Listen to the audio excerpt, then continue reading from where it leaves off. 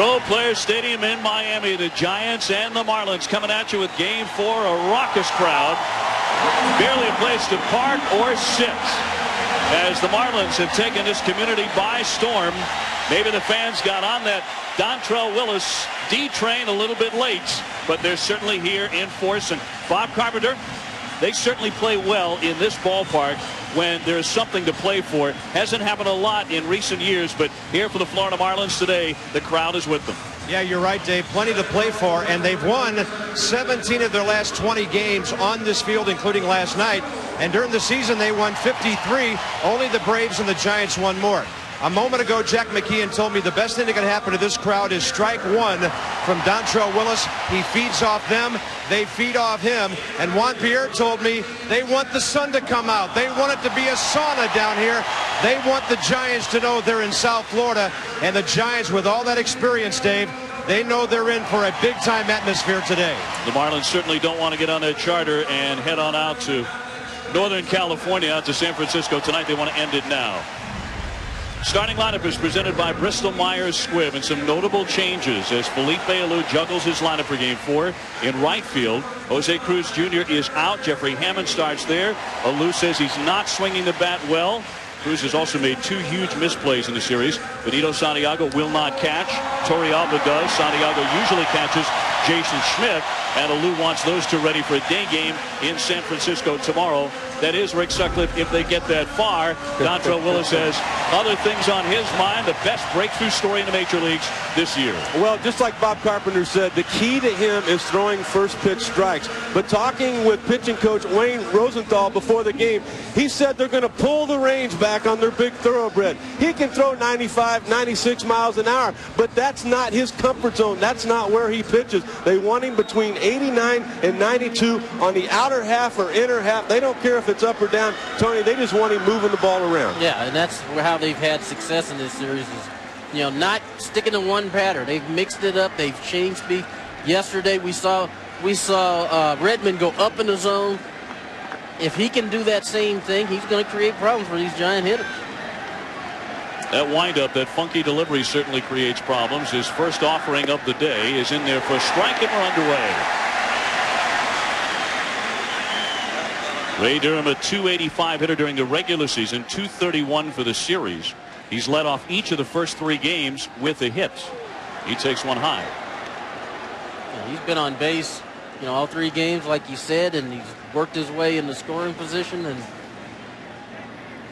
Jeffrey Hammonds to follow him. That one fly to center field. Pierre on the move, backing up with plenty of room to make the catch. A long fly out for out number 1. And now defensively for the Florida Marlins, you saw Pierre, one of the best center fielders in the game. Jeff Conine is in left field with Encarnacion in right. Cabrera back in there at third base. Mike Lowell is out today. Gonzalez and Castillo up the middle with the Gold Glove candidate Derek Lee at first base, and Pudge Rodriguez, the star of Game 4, doing the catching. You got Cabrera back in there today, and you know, I think Jack wanted to give Mike Lowell a shot at third base, get him some at bats. He went over last night. Ripped and foul by Hammonds, so it looks like Jeffrey Hammonds is ready for an at-bat today and ready to do some damage. Rich Aurelia to follow him. I think that was a good move by Jack McKeon too, Tony. I do too. You know, you had Reeder on the mound, a soft-throwing left-hander yesterday. He's not going to jam that hand, and he's just now, you know, gotten back to being healthy where he can play. Plus, you got a young guy in Cabrera. He's not hit well. He's made a couple of errors, and you want to keep his confidence up, because this is a guy that they're going to build this team around before long. That's exactly right. The pitch is up top on Hammonds. Felipe ALOU said about yesterday's game, he said, we lost a game that we should have won. They should have won the first 3 games. I agree. I mean, like Tony said in the open, they're missed opportunities. And the biggest thing, I mean, if there's a lesson to be learned, is take Pudge's at bat there in the 11th inning. First 2 swings, he swung hard. He was trying to do a lot. 2 strikes, he shortened up. He went the other way. And the Giants have had opportunities where not just a base hit drives in, a run, a ground ball to second or short, or a fly ball to the outfield would get runs in, and they just haven't been able to capitalize on it. Bonds batting out of the 4th spot. Here's the full count pitch, and he walked him. So Hammonds is on, the first Giant base runner today against Willis. Just a little out of control. He tried to backdoor that breaking ball on 2-2. You know, I think the crowd had something to do with him falling behind and eventually losing Jeffrey Hammonds there. They wanted to strike out. He wanted to give it to him instead of just getting the guy out. He had him behind an account. He could have done a lot of different things that he didn't get done. Well, Willis has faced Barry Bonds once in a series. That was in a relief role in Game 2 Thursday in San Francisco. He got Bonds to pop up to third base, but also allowed base hits to Santiago and Alfonzo. Cut on and missed by Rich Aurelia, who is dying to get the series back to San Francisco for Game 5, obviously, but has another reason to get back there quickly, to see his new son Gavin. His wife Raquel went into labor in the 6th inning of game number 2. Little Gavin soon joined brother Chaz as part of the growing Aurelia clan. Swing and a miss. That Boomer talked yesterday about the hospital bracelet, Dave, that Rich Aurelia kept with him, and he said he had to take it off in about the 3rd inning yesterday, though. He said it was just too hot, it was too sweaty, and it started slipping around. That happens in South Florida in October and in September and in August and July, heck, in January. A man on in the pitch. From his knees, the throw by Pudge Rodriguez, but not in time to get Hammonds. Pudge just automatically puts you on your toes when he's behind the plate. Well, he's the MVP of this series right now, no question about it. Not only he didn't even have to swing the bat. What he's done with this young staff and how he's taken control of the game plan has been terrific. A tremendous comfort level from their pitching staff. Cut on and miss for strike 3, and Aurelia whips. 2 gone. First K in the book for Willis today. First base occupied, and here comes Bonds. Even though he got the strikeout, right after he gets done with it, he knew he missed his location. He looked right at Pudge and said, I need to get that ball down. And the reason, Tony, he's got to get it down is because of the man at home plate. Yeah, you're right. And, you know, Barry had a couple of good cuts against him in San Francisco the other day. And it's amazing when you watch the defense, they don't even hold the runner now. They just go ahead. If you want to try to steal here, go ahead. We'll just walk him because he's got that big an impact. Just a little bit outside, according to Gary Cedarstrom, the home plate umpire. And the count 2-0. Another look at that pitch. That was a strike. And hit Pudge dead center. That's Barry Bonds getting the call. Popped up. Cabrera into foul territory, looking for room near the stands, lunges in, and he came away with it. He made the catch. So they deny Bonds again, and a quick start for the D train. Well, Pudge Rodriguez, who drove in 4 runs yesterday, ready to bat out of the 3-hole for the Florida Marlins, who try and win the series today. Juan Pierre leads it off as we give you a look at the Bristol Myers Squibb starting 9 for the Florida Marlins. Castillo, a .314 hitter during the regular season. Derek Lee has excellent power. So does Cabrera. Jeff Conine made another spectacular catch up against the left field fence yesterday. He's making that routine. And Dontrelle Willis can swing the bat a little bit. He's homered this year. Up against the right-handed Jerome Williams, and a 21-year-old rookie right-hander from Honolulu, Hawaii. Makes a rather surprising start today. Schmidt unable to go. He told Felipe ALOU he can't do it. He can't go on 3 days rest. Well, they would like to have had Jason Schmidt for this game and then have Ponson, their number 2 guy, to come back tomorrow in Game 5, but that didn't happen. So everything as far as this season is concerned falls into the hands of Jerome Williams. And I tell you what, I have really been impressed with this guy this year, Tony. A lot of composure for a kid. And he's going to have it today, too, because I think the Marlins are looking at this now, because I think they came in expecting to see Schmidt this morning. Now they feel pretty comfortable about putting the bat on the ball. Pierre, for the series, hitting .286, and so much of their attack revolves around what he does, and particularly early in a game, a first at bat like this. And he jumps on this one deep to right field, but Hammonds has room behind him, and he makes the catch.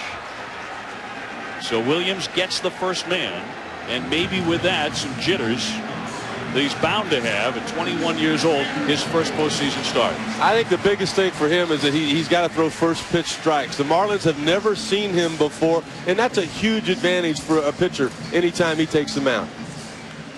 Defensively around him, Grissom in center field. We talked about Hammonds and not Cruz Jr. in right field. And Yorvi Torrealba is the catcher and not Santiago.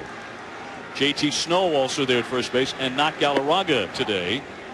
So, Tony, what do you make of this? As Felipe ALOU clearly is changing his lineup for Game 4 in a rather big makeover. Yeah, well, I just think that he wants to give Benito a day.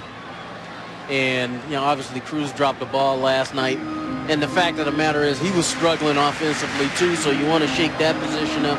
JT Snow's his best defensive first baseman. He felt like he was going to give Galarraga, much like Mike Law on the Florida side, give him some ABs so in case he needed him on the bench. So. A little pop-up, twisting out of play by Castillo. Luis Castillo, who started his day on Friday with a wall double over Barry Bonds. He was 3 for 5. Yeah, and you know, there's no secret to the Marlins offense. When the first two guys are getting on base, they make things happen.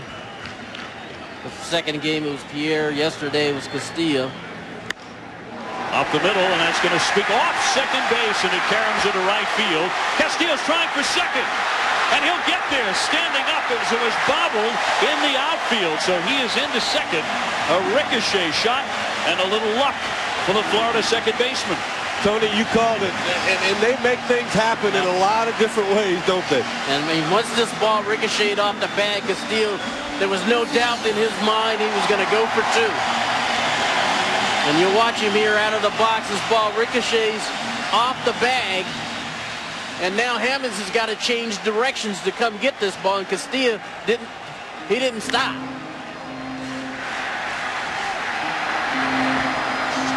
So does he recognize that ball ricocheting out there?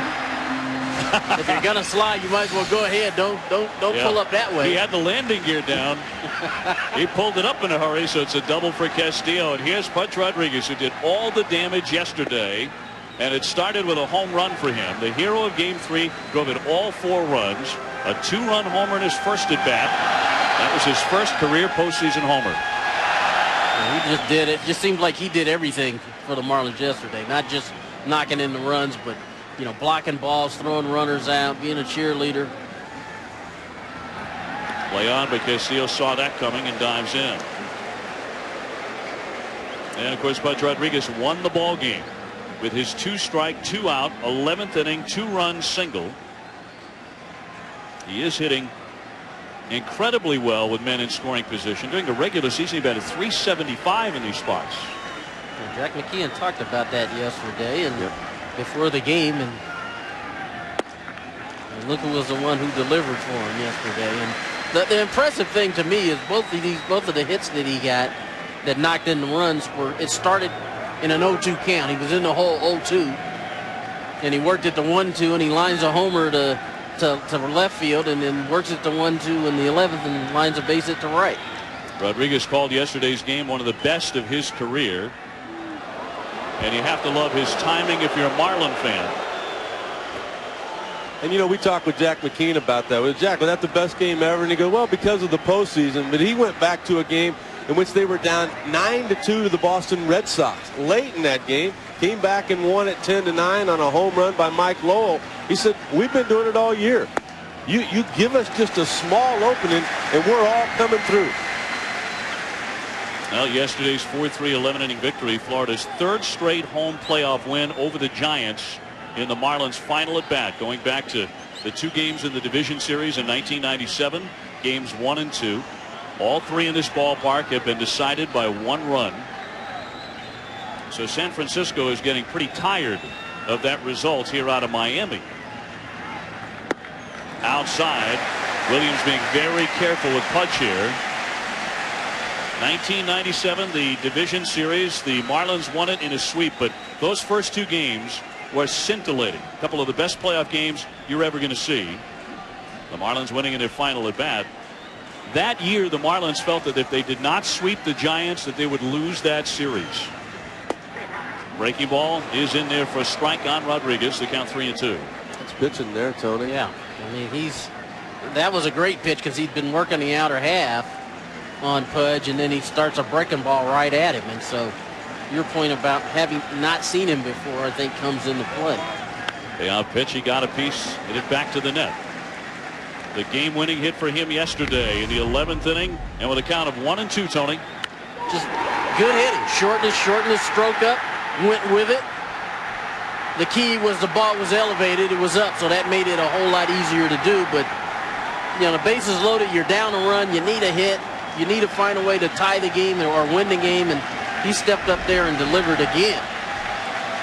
And there's not a team in the playoffs playing with the exuberance and the energy of the Florida Marlins right now. You know, everybody talks about the young kids on this Marlins team, but Pudge is the one leading the charge.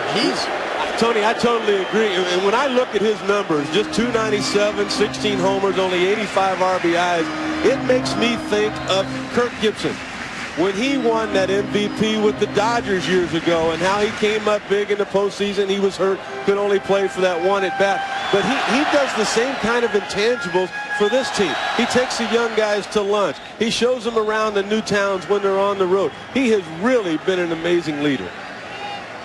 For youngsters like Miguel Cabrera, Luis Castillo leading at second. Little bloop shot, and that'll be out of play.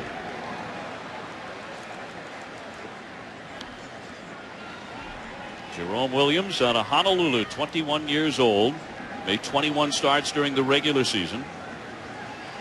Basically a number one in 1999, one of those sandwich picks that you get when somebody takes a free agent away from your ball club. Always one of the youngest starters in each of the leagues that he's played in, but he's always played well. The 3-2. High chop, Castillo looking to move up.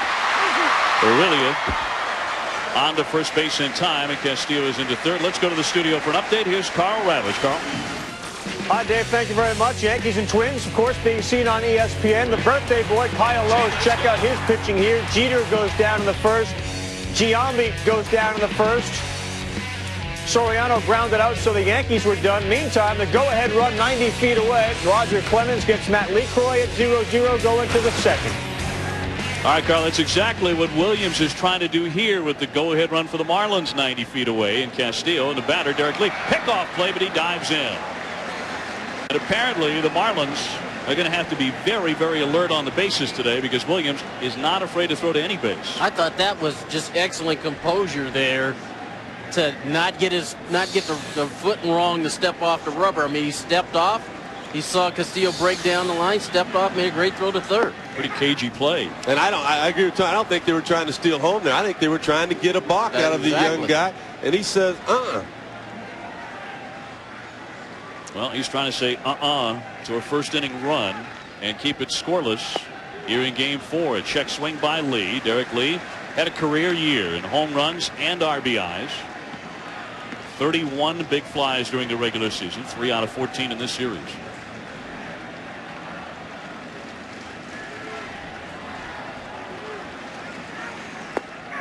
Fastball snuck in under the hands.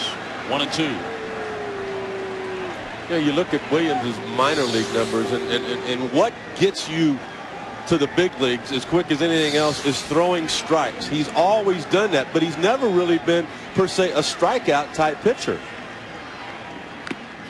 Well, he almost struck out Derek Lee there, who barely got the bat on it to foul it away. You know, you look at a lot of guys that get to the big leagues in a hurry, Tony, and they normally at least strike out a guy per inning. Yeah. And he's never done that at any level he's ever been. It just goes to show, if you can throw strikes and put it where you want to put it, you're going to get outs. The 1-2. He left it wide. So an even count on Lee. Miguel Cabrera, another of the young Marlins who's had a breakthrough season. He waits on deck.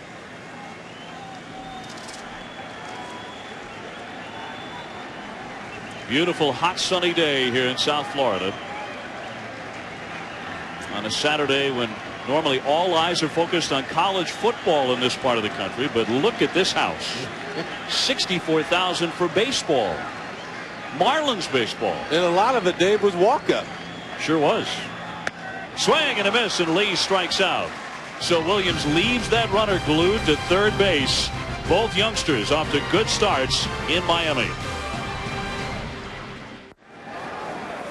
Pro Player Stadium here in South Florida. No score after 1 inning.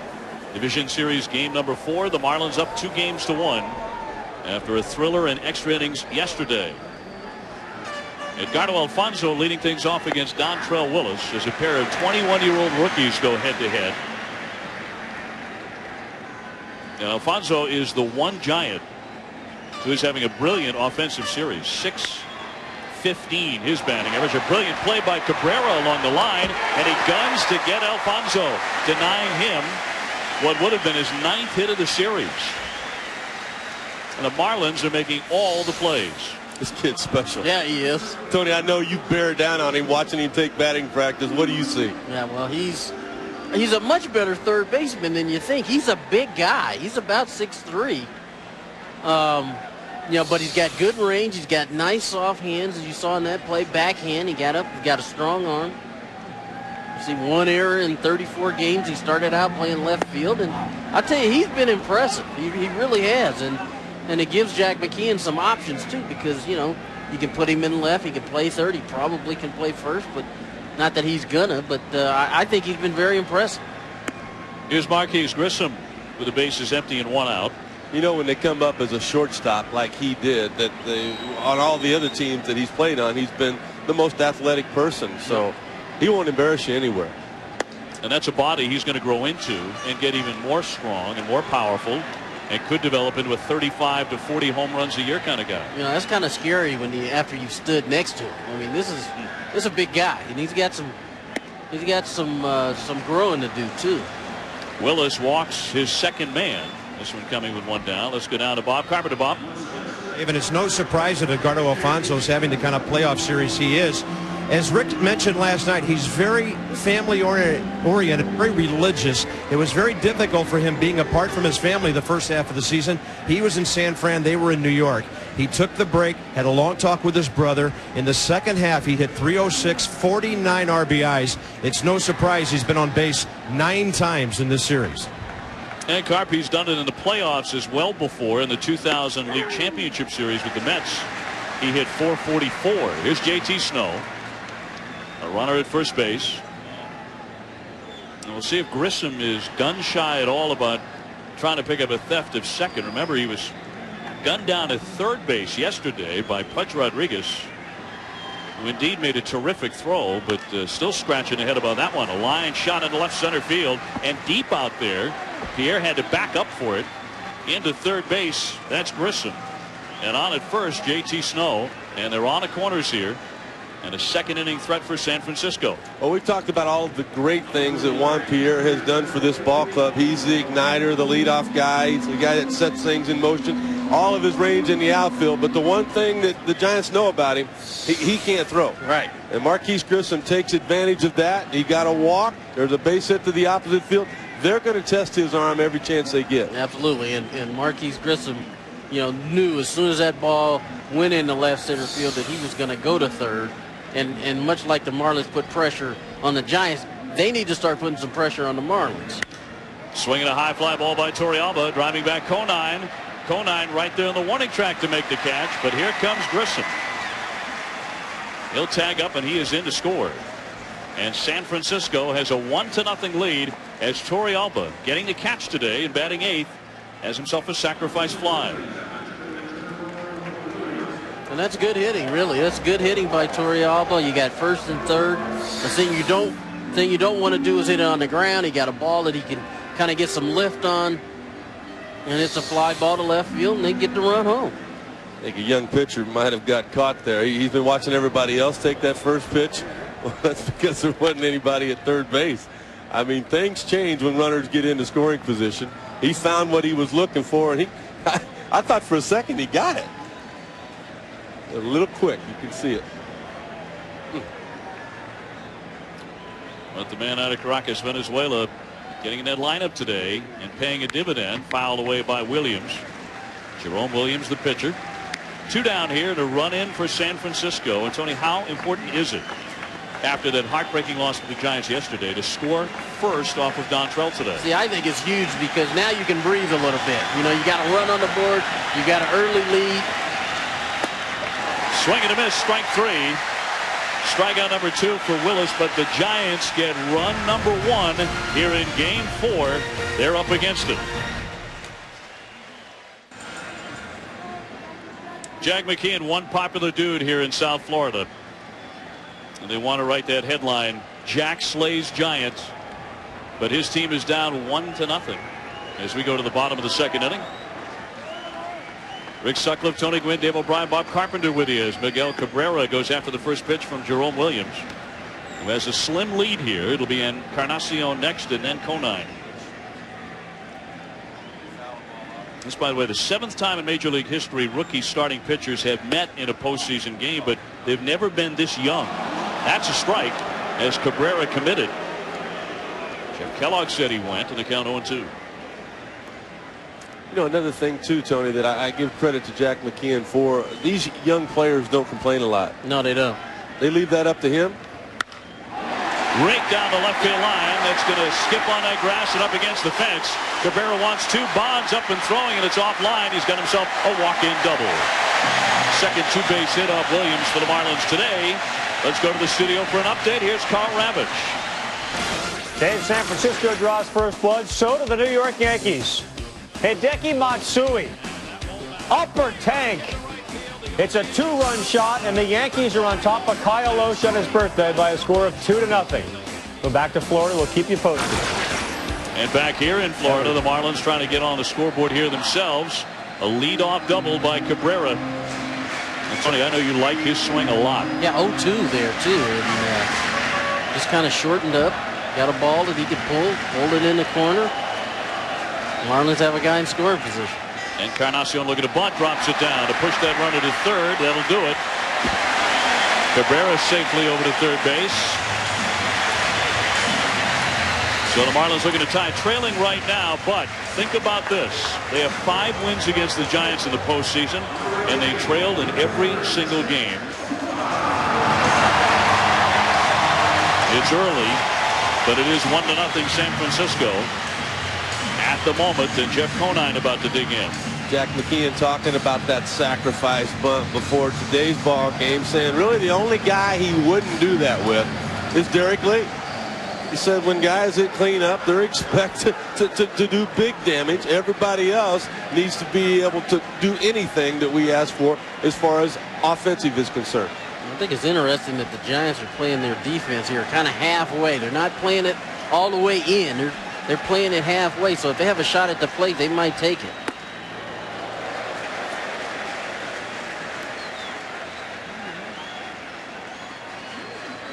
You see, I don't know, don't you come all the way in? Well, you know, it's I kind of think they think that Cabrera doesn't run that well, and if they hit a medium ball to the middle of the diamond, they're going to have a hard time throwing him out. Conine lets it go. It's in for a strike, 1-1. And of course, if you're Jeff Conine here, you're looking for a ball that you can that's elevated a little bit, so you can take this infield situation completely away and drive it in the outfield somewhere. And where Conine excels in spots like this is going to right field. Absolutely. With that short stroke. Hammond's playing quite deep out there. It's a very expansive right field. Instead, he pulls it. Aurelia bobbles it. Throw to first offline, and everybody's safe. The run scores. And the Giants continue to shoot themselves in the foot. The run in to make it 1-1. Now that's kind of where that halfway kind of gets you in trouble, because Conine hits this ball right on a button. Cabrera breaks as soon as the ball's hit. Aurelia, if he comes up with it clean, he's got to play at the plate. Now he rushes to throw to first, and they get nothing. Well, I think he caught JT off guard. JT was looking for the throw to go home. But I agree with you, Tony. I don't like that in between, because when you get to the spot where Aurelia was, that's where everybody's running. Yep. That's where all the cleat prints are. You're going to get bad hops there. If he's playing normal depth, that's just a regular two-hopper right at your shortstop. And Jack McKeon wasn't going for it. He said, look, you're not all the way in. We're going on contact. He did. That aggressive play is what got him here. It got him tied in this game. 6 errors now in the series for San Francisco.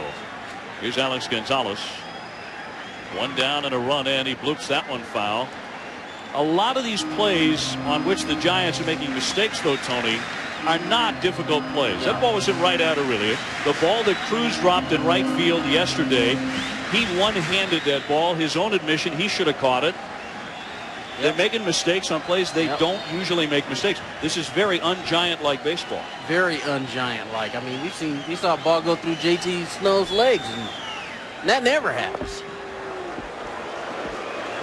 And even with the mistakes that they've made defensively, to me, it still kind of boils down to what they've done on the offensive end. They've had countless opportunities. You know, I go back to game 2 where they were up 4-1. They had the bases loaded and 1 out. Yep. Just a fly ball, ground ball changes the game. Gonzalez waiting on a 1-1 pitch, fouls that one away. Now, Gonzalez was very nearly the GOAT in game 3. He made an error in the 11th inning on Bond's hard ground ball to short. That led to Alfonzo's single to put San Francisco ahead 3-2. And then he failed to drop down a sacrifice bunt in the bottom of the 11th inning. He eventually drew a walk. And how rare, that's almost as rare him walking as JT Snow making an error. That's right. 33 walks on the year, 13 of them intentionally.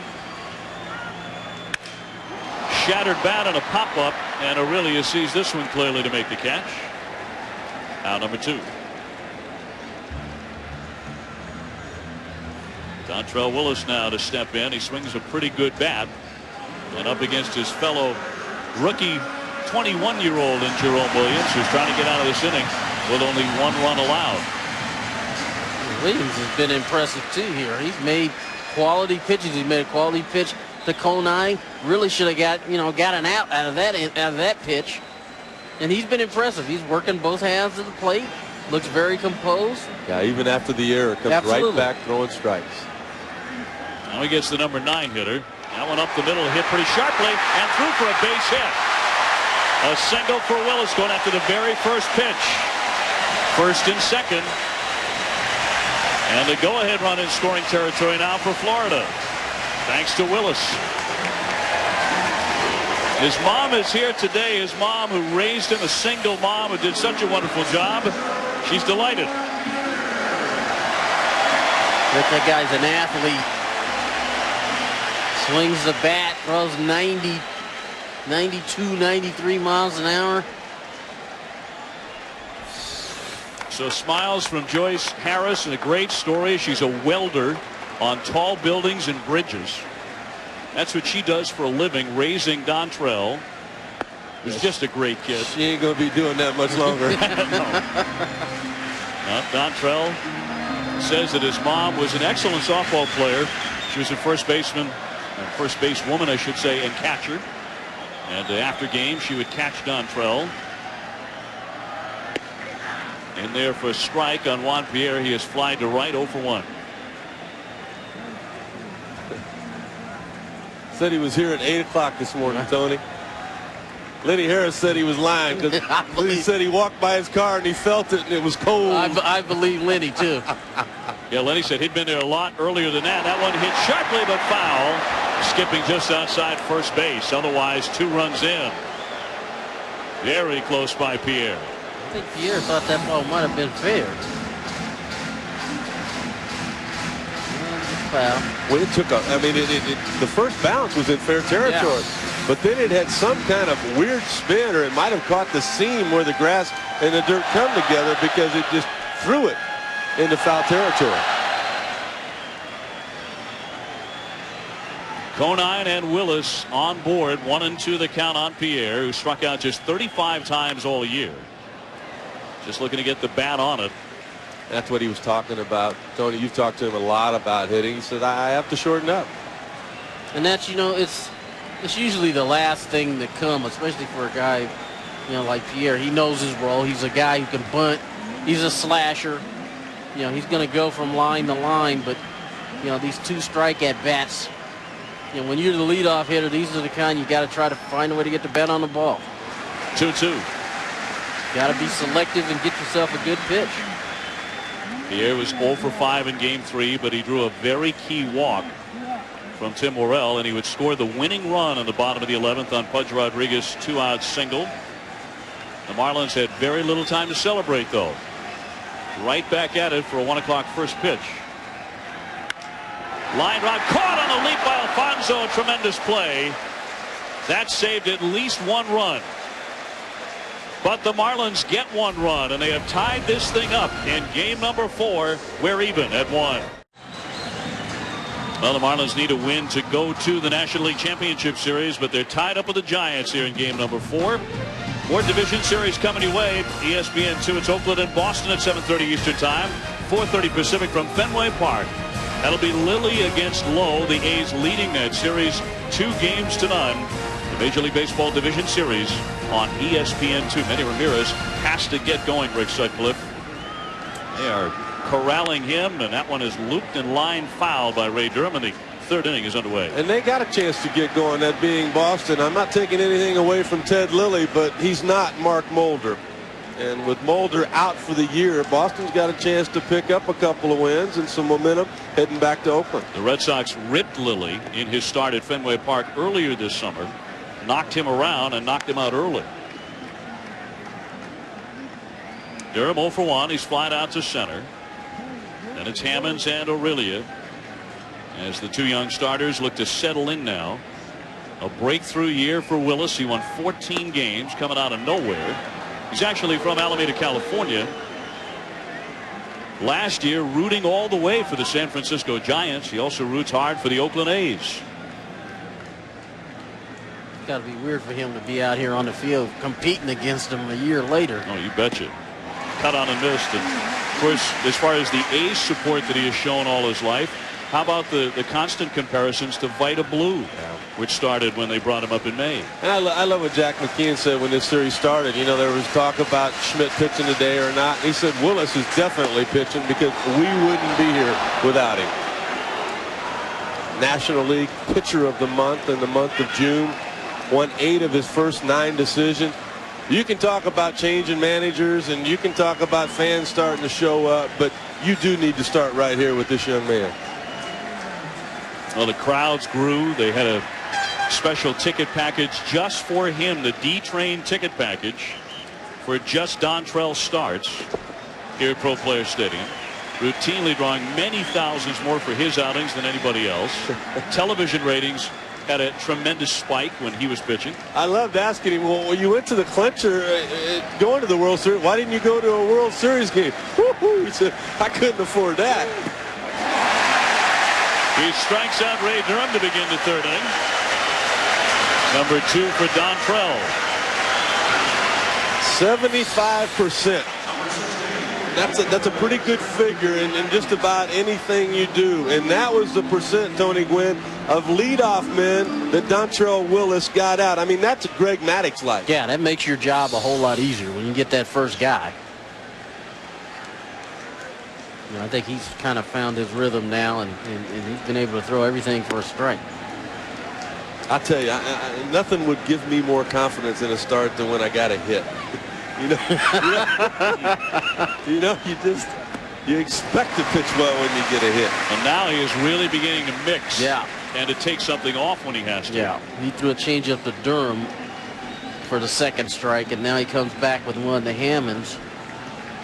Hammonds drew a 1st inning walk against him. The thing that has really impressed the Marlins, Jack McKeon and his staff, is what an outstanding student of the game Willis is. A great smile, very upbeat, energetic personality, a humble guy. Swinging a fly ball left center, but that's out there in the Bermuda Triangle. You know, they can talk about composure and they can talk about how his pitch selection's so good, but their pitching coach, Wayne Rosenthal, says a lot of that credit has to go to Pudge. He said this is a kid that didn't have a changeup last year. We developed it on the side, but he still really doesn't know when to use it. Ivan Rodriguez does.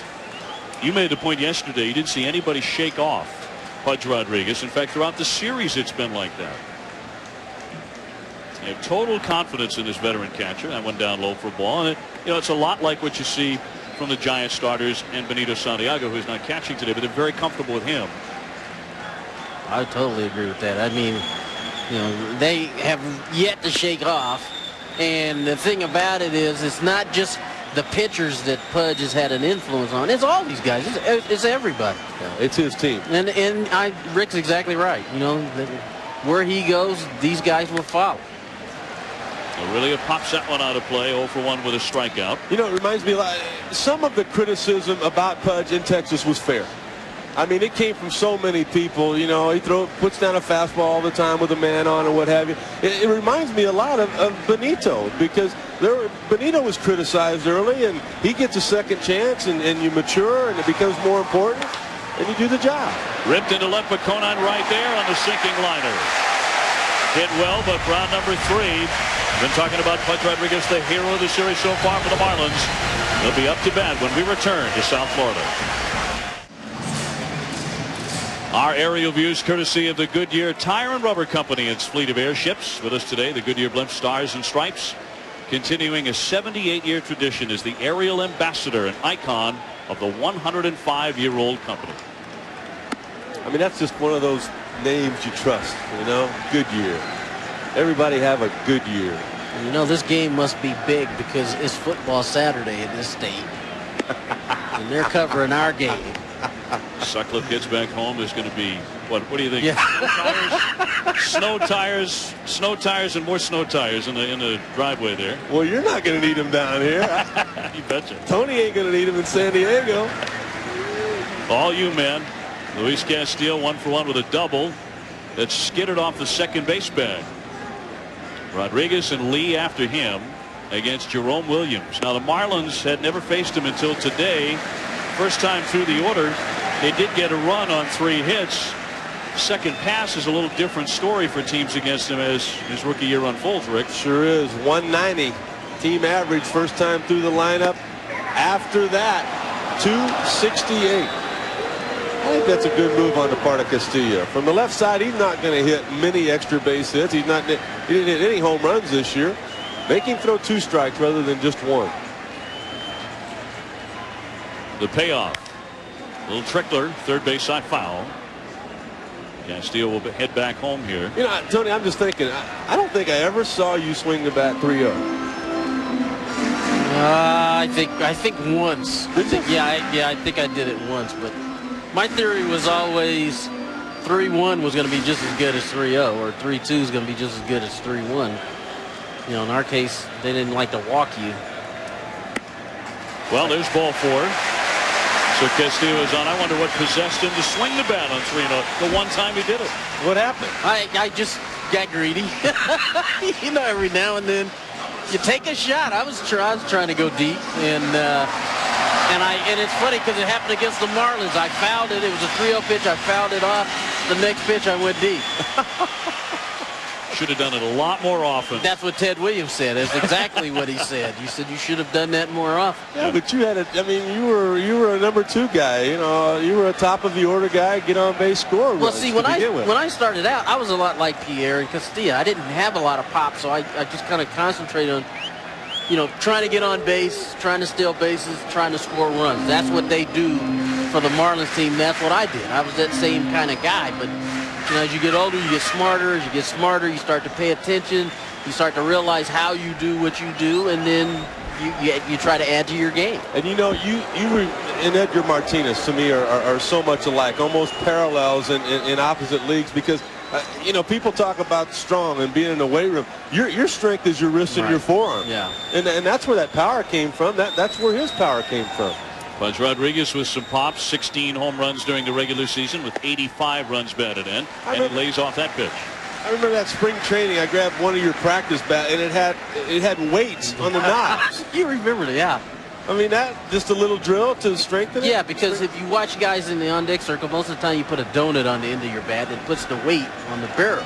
Yeah. And really you want the weight in your hands because that's what's going to get the barrel through the zone. I'm learning all the time, David. Check swing. Rodriguez did not go. You worry me a little bit about how much you know about Tony Gwynn, though. What did Tony have for breakfast this morning? I mean, you know everything there is to know about T. Gwynn here. I don't think he had much because he was behind me in that buffet line. Yeah. There wasn't a lot left. I guess it helps to know everything you have to know about an opponent, but nobody really knew how to get him out. Throw over to first base and catch. Oh yeah, they do. You know, Rick says I hit good against him, but he probably got me out twice as often as I got a hit, and that's how this game is. you know, this situation right here, this was my favorite situation in the game because if you had a little movement, I was pretty good at trying to hit the hole. Pudge already proved that he could do it too. Going between first and second, he's done it, you know, already a couple of times. And so when you get to these kind of situations, and even when you're, you know, 2-0, you take a shot, you try to, you know, do what you do, but he proved last night once again he can shorten it up and take a shot at right field and drove in the winning runs last night. Well, this part of the lineup pretty deadly against the Giants yesterday. Their 2, 3, and 4 hitters went 7 for 15. Castillo takes off, and that's a gap shot. And he does hit the hole way out there. Up against the fence. Castillo can crawl home and into second with a double. Pudge Rodriguez, his 6th RBI of the series, and the Marlins lead it 2-1.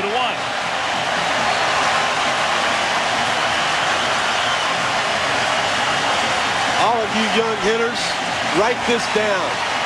Write down the date and the fact that you heard it from Tony Gwynn. On 2-0, Tony, you mentioned he took a shot. He tried to pull the ball out of the park. Now what happened? Yeah, and then with 2-1, he shortened his stroke and he hit the ball where it was pitched. This ball is out over the plate. It's elevated. And when you're trying to go the other way, that's the ball that you want to hit. You want that ball that's up and elevated. He did it again. He did it again last night, and this is a hit and run. So you don't want to try to force it over there. You just want to hit the ball where it's pitched. And that might have been Jack McKeon forcing him to shorten up a little bit. Maybe so. Yeah, I didn't like that swing. Let's make him go to the opposite field. But we both know Pudge does that a lot. So Castillo scores all the way from first activity in the bullpen already. And Rick, you mentioned at the top of the inning, he gets into a little more difficulty. Williams does the second time through an order. Well, he walked the leadoff man Castillo. He's given up the double, and now he's falling behind Derek Lee.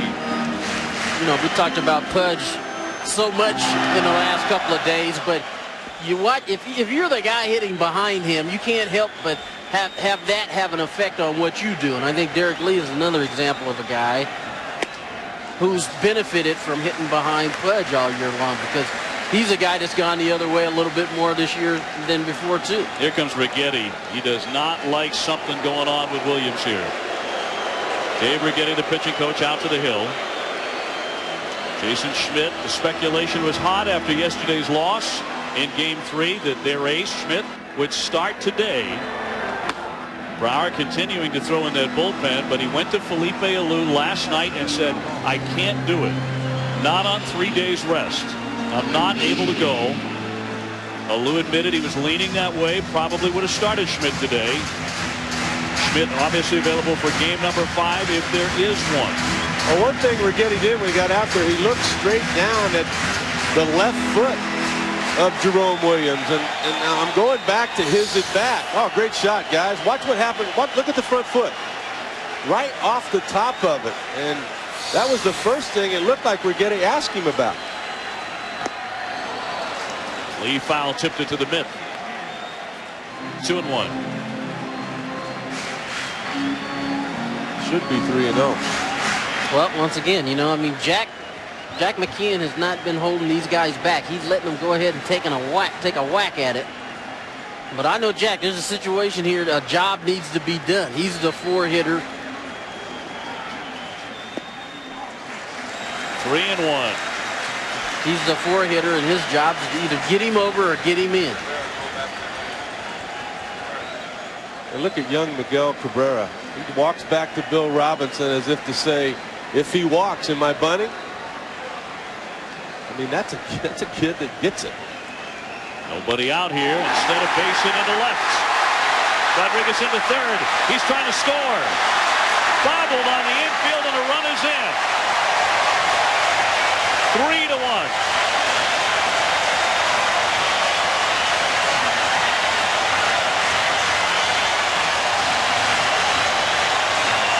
Derek Lee with an RBI hit to bring in Pudge Rodriguez, who's always in the middle of everything. I don't know if there's a more aggressive or better third base coach in the game right now than Ozzie Guillen. I thought he was the key to the ball game back in game number 2 when on a base hit to Jose Cruz Jr. in the 5th inning, he sent the runner. Not only did the runner score, that being Conine, but Hollingsworth got to third base. The next thing you know, they erupted. They're erupting again. Williams is coming out. He does not retire a batter in the 3rd inning. The Marlins lead it 3-1. We'll be back. This is an elimination game for the San Francisco Giants, and they are trailing with the Marlins still batting and the Giants starter out of the game. The Giants on the brink of elimination. The upstart Marlins, one of the most surprising stories in baseball this year, maybe the most surprising. And they get to the San Francisco starter. Jim Brower coming on, but Williams didn't get anybody out here in the 3rd inning, and it's awfully early to be going to the bullpen. Yeah, especially after, you played extra innings and used 4 or 5 guys down there. Lee with an RBI single to chase in Rodriguez. Rodriguez doubled home Castillo, and the Marlins have opened up a lead here. Pudge is at it again. I mean, he's only allowed 1 run. I mean, it should be his ERA as opposed to the pitcher's, because he's calling all the pitches. And what has he done? He drove in a run in this inning, and he scored a run. He by himself is ahead 2-1. Cabrera with a double. He scored a run today. Tony, just like you said, Derrek Lee and Cabrera both are doing the exact same thing Pudge did. The first pitch they see they like, they're trying to hit it out of the park. Then after that, they're shortening it up. And don't be surprised here if Derrek Lee works on trying to get a jump over there. And 21 stolen bases on the year. He looks a little jumpy. He stole one yesterday. Like he wants to go, yeah. Because you see him and you don't think of him as a guy who's going to steal a whole lot of bases. But I'll tell you what you do think of when you think of Derrek Lee, certainly down there in South Florida. Superb first base defense. Made just 5 errors all year. He probably should win the Gold Glove finally for the first time in his career. Roll foul by Cabrera. Encarnacion would hit next. Nobody out. Now this is when Williams came out of the ball game, lifted by Felipe ALOU, and did not go gently. He broke that bench. Did you see that? You see that right hand? He actually broke the wood on the bench. Wow. It's not real smart. No, you do it with the left hand. When you're a right-handed pitcher. Yeah. Well, if you don't have a left hand, though, let's take another look at that bench. You got to have some strength to do that too. The Giants wish he had a little more strength in the pitching hand as opposed to the punching hand.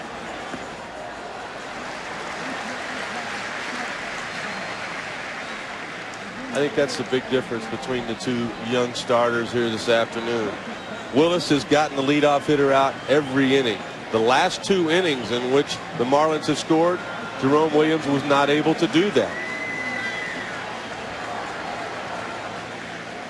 The 1-2. It's stiff. Bonds is not going to get it. It's already up against the fence. Lee into third. He'll put on the brakes there, and it's another extra base hit for Cabrera. 2 for 2 with a pair of doubles. 3rd straight hit in the inning for Florida. Jason Schmidt, unable to go, said he could not do it on just 3 days rest, which he had never done before in his career. Well, and Jack McKeon told Mike Lowe, I don't need you to do it today. He didn't want to take a chance. There was a hard-throwing right-hander on the mound. I think Jack McKeon has just pushed every single right button he needs to push in this series, Tony. Oh, I totally agree. And every time he's pushed a button, whoever was in there, he's just fed them nothing but confidence and trying to get guys to believe that they can get it done. Encarnacion now, the infield leaning in for the Giants. Terrific play by Alfonzo, lunging to get it and throws on to retire Encarnacion, and the runners stay right where they are. Well, that's so true. I mean, you can put on the sacrifice, you can put on the hit and run, but then this game always has been and always will be about players performing, and his players have risen to the occasion. Yeah, they have. That's a nice play by Alfonzo. Alfonzo could not be doing much more than he's doing defensively and with the bat, but the rest of his teammates have not caught up in this series. I think that last AB, Encarnacion, you know, he got a good pitch to hit, and he hit it kind of hard. Alfonzo makes the play. You know, you had 4 guys go up to the plate in this inning, all doing the same thing. They've worked the count, they've gotten ahead, they've taken their shot, they fouled it off or swung and missed, then they settle in, hit a line drive somewhere. And in this situation, you're up 3-1, and by no means do you have this game won. Those guys standing out there at second and third, those are important runs. You want to get those guys in. An intentional pass of Conine loads up the bases for Alex Gonzalez, the number 8 hitter.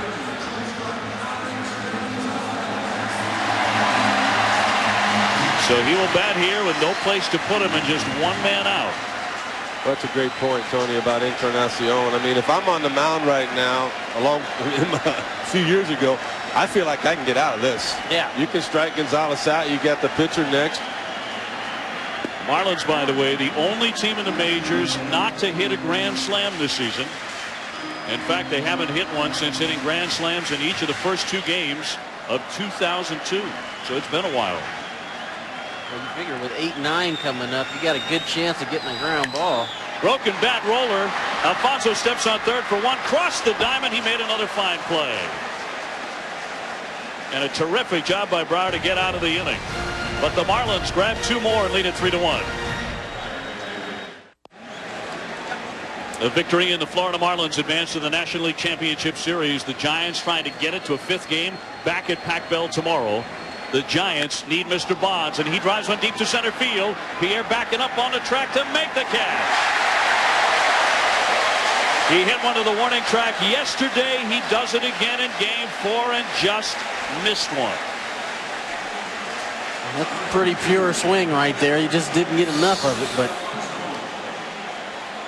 right off the end, looked like he got it towards the end instead of in the middle of the barrel, but that's a nice swing.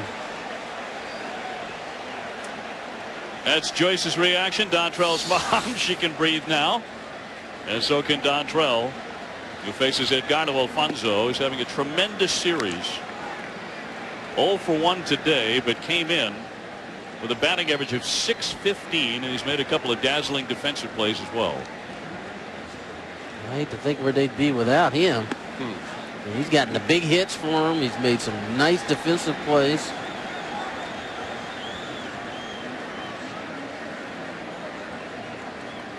Alfonzo with 4 hits yesterday. Flies this one high into left center. Pierre and Conine wants it. And Mr. Marlin puts it away. Let's go to Bob Carpenter now with Dontrelle's mom, Joyce. Bob. All right. Hey, Joyce, how's your guy pitching so far? He's doing pretty good, looks like, out there. He's got Barry Bonds 0 for 2. Now, you were a catcher for 20 years. You used to catch him a lot as a kid. When did he start throwing too hard for you to do that anymore? When he got about 11 or 12, he started throwing all kind of stuff up there that I couldn't see, you know, or keep up with, you know, so. When you think about where you and him were a year ago at this time, did you ever dream anything like this? No, we didn't. We didn't even think like this out this far. We were just hoping that he worked his way up from different divisions. That's, you know, we were praying he just got through AA. How was he before this game today? Fine, being Dontrelle. Yeah. Just outgoing like he always is, fine. Well, we wish you well. Congratulations so far, and so far so good today. All right, thank you very much. Hey, guys, she's worked on every major bridge in the Bay Area. She also works on ballparks. In part, Pac Bell Park is the house that Joyce built. That's a great story, Carp, and she obviously does not fear heights, and her son has reached a dazzling height in the major leagues. He's become the biggest star the Marlins have these days, and trying to pitch them into the National League Championship Series against the Giants. What a neat lady. Yeah. She's a baseball mom. You could tell by the way she said he was throwing all sorts of stuff up there that I hadn't seen before. That's when I knew he was moving out of my league. She's something. Popped up back toward the net. Pudge Rodriguez will not have room. It's off into the crowd. Now after the Bonds drive, and it was a shot, Dontrelle's reaction. Mom's was very similar, I think. Bonds denied. He is 0 for 2 today. Just 2 for 9 in the series. The crowd in Dontrelle's ears. Looper to right. Here comes Encarnacion. He's there. Very casually puts that one away, and it's a 1-2-3 inning. The second in a row for the left-hander, Dontrelle Willis.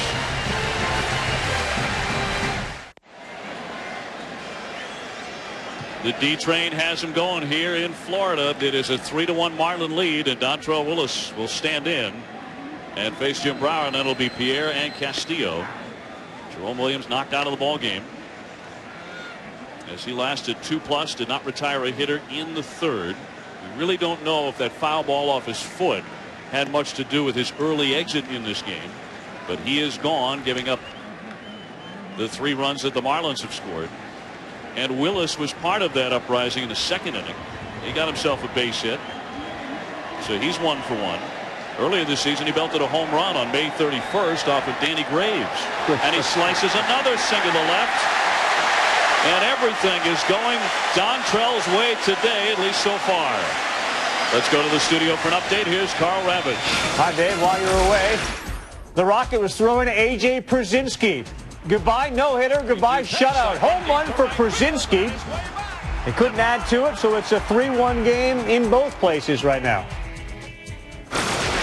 So here come the Twins.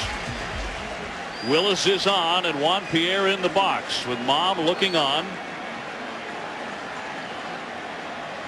And Dontrelle getting a lead. Pierre in the contest is flied out and lined out. He is 0 for 2. Pierre squared up there, and 4 guys were moving. Third baseman and first baseman charging. Durham sprinting towards first base. Aurelia sprinting towards second base. You got to figure that he's got the green light when he sees that happening from Jack McKeon to pull it back and just play pepper somewhere. In there for a strike. He was indicating bunt. 1 ball, 1 strike. He got caught in between. Yeah, I think you're right. Tony. Yeah. We talked in the first game. You have to read the shortstop on this, and Aurelia did a great job deking him there. He acted like he was going to take off moving, and he stopped, and Pierre didn't know what to do. And when you are indecisive, take that first strike. Showing bunt again. 2-1. Pierre's already shown in this series that he's got enough back control. He can whip that baby back and take a shot at short, try to hook a ball in the hole. You know, we've seen him, you know, try to push a bunt over Alfonzo's head at third. Pierre not bunting here. Hits it sharply to base hit through the middle. Willis into second. 2 on and none out. You know, he messed with him, Tony. He faked like he was going to bunt. He did this. He brought him in at the corners. He brought him in at the middle. And then what did he do? And see, this is back control right here. He pulls it back and slaps it right up the middle. And the only reason why that ball gets by Aurelia is because he's got to shorten up a little bit in case he does bunt. Willis on base for the second time into scoring territory. Pierre 1 for 3, and now Castillo to bat. He has doubled, walked, and scored. I think this is the toughest spot, Dave, right here for a base runner, and in particular when it's a pitcher who's not in this position a lot. He's going to lay down the bunt, but you got to read it. Went after it, foul, tipped it for a strike. I mean, normally teams have 4 different plays. They have the regular play where, you know, the pitcher will take the line, the first baseman comes in, the third baseman stays home. They have the wheel play, which they put on there, where everybody, you charge on the corners, and the guys up the middle go to their respective bags, leaving second base open. The thing a pitcher has to worry about is the pickoff, Tony, and from 2 places. One from the pitcher, the other one is on a pitch where it looks like the guy's going to bunt it, and he don't, and the catcher picks him up. And I think that's what they're trying to set up here, because Torrealba throws very well. Drops it down. They let it roll, and it does spin foul. Great decision there by Alfonzo to let it go. It was a great decision there by Alfonzo to let that go. You got to, I mean, if he doesn't let that ball go, he's going to have a hard time. Take a look at what happens here, Tony. Look at the pickoff was on. Look at the shortstop. Yep. You called it. If that ball was not bunted, if it was taken, they were going to try to pick Willis off at second base there. Look at Torrealba. There's some leadership there. I mean, Alfonzo was going to let it go, but he was just reassuring him. Torrealba's got a gun. 39% caught stealing this year. Had he played enough, that would have ranked second best in the National League. So they have a couple of catchers who can flat peg it. 2 strikes on Castillo. Not bunting here, obviously. 1-2. Pudge Rodriguez up next. See, here's where the top of the Marlins lineup and Pierre and Castillo, they could drive you crazy here because, you know, he tried to bunt. Pierre tried to bunt. He slashes a single up the middle. Now Castillo tries to bunt, and he's the same type of hitter. Virtually impossible to double up this Castillo as well, especially on the left side of the plate. The count 2-2. I mean, this is Vince Coleman and Ozzie Smith there. This is Alan Wiggins and Tony Gwynn. I mean, you are exactly right. You get this guy to move some runners over, then you sit back and watch the big boys. And then the other thing is that both Pierre and Castillo, they don't really chase a whole lot of bad balls. They've got a pretty good eye up there, so you can't just throw anything up there. Well, that's for sure. This at bat is a perfect example. The count was 0-2. That's exactly right. And now it's 3-2. We don't know if the runners are going to go, even with Willis out there. They're not going because I see Ozzie Guillen put his hands up. And they're not going. And swung on and missed. Castillo strikes out. I was watching him give signs, and I saw Willis kind of look at him with that, like, uh-oh. And so Ozzie just goes, stop. You're not going. I mean, that's getting it done as the third base coach. Instead of giving him the conventional signs, you're not going, he just said, no, you're not going. You're not running. That's a nice pitch by Brower there. Like I said, these guys at the top usually put the bat on the ball. 3-2 count, makes a pitch, gets an out. Well, he really did make a crucial pitch. Nobody warming up in that bullpen for San Francisco.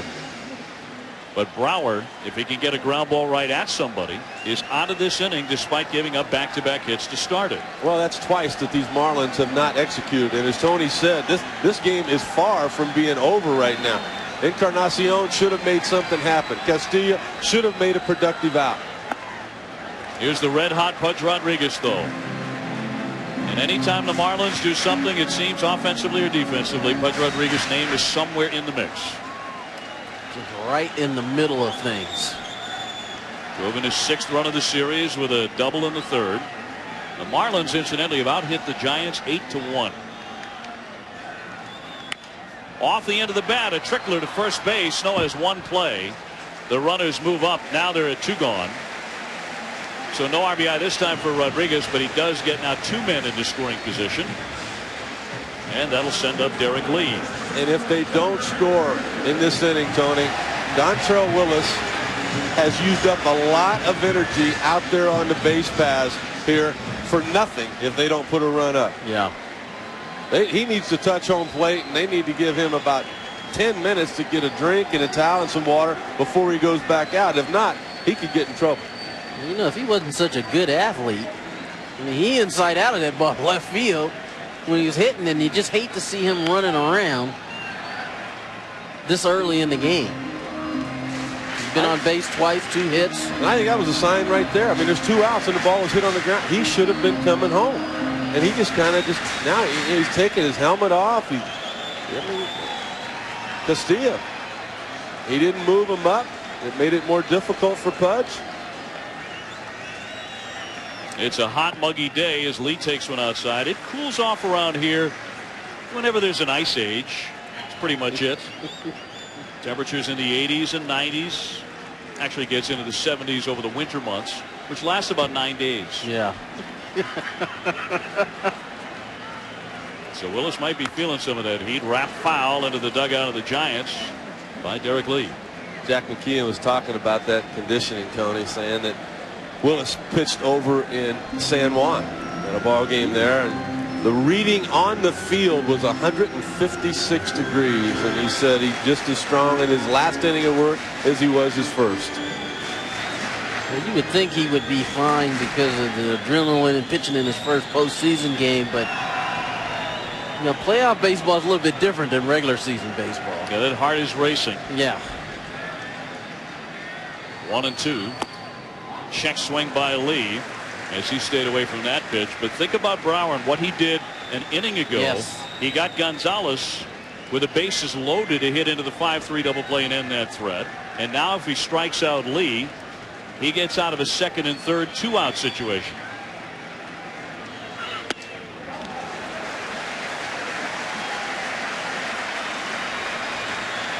Full count out, 3-2 on Lee. The Marlins up 3-1. If they win, they go to the National League Championship Series and shock the Giants.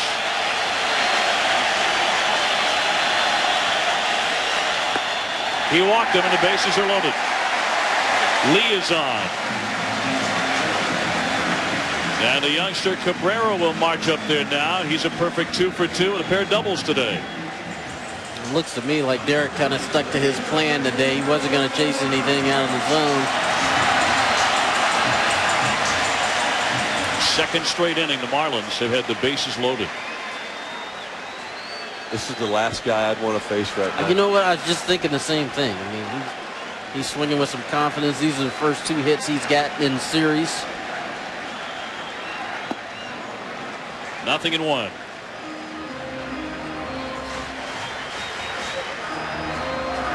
Dustin Hermanson begins to loosen up in the bullpen for San Francisco. I'd like to avoid him, obviously, in this inning. First of all, somebody would score. Second of all, the pitcher spot is due up third in the top of the 5th. 1-1.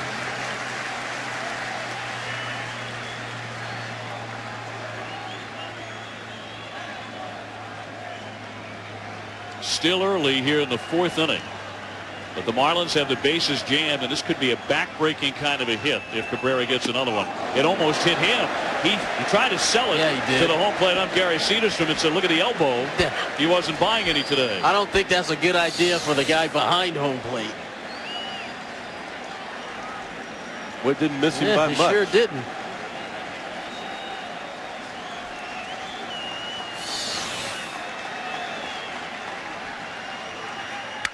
Broken bat, looped into left, a hit. Willis, and here comes Pierre. Bonds throwing home. He dives, he's safe. 2-run score.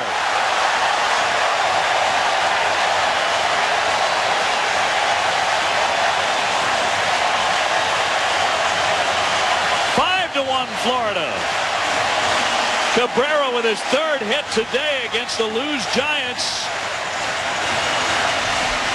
who may be fading out in the 1st round.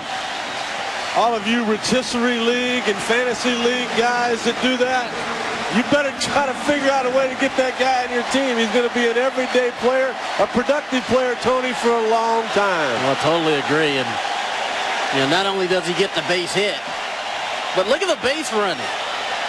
Pierre comes in to score. Willis scores. Pierre scores. Lee goes to 3rd. Cabrera goes to 2nd. Willis tried to do some housekeeping too and pick up the busted bat as he raced in and clear it out for the man behind him, Juan Pierre.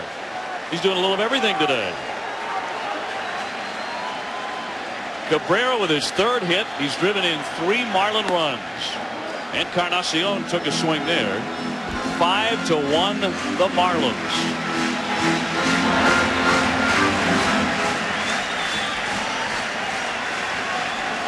Second and third here, 2 down and 2 strikes on Encarnacion.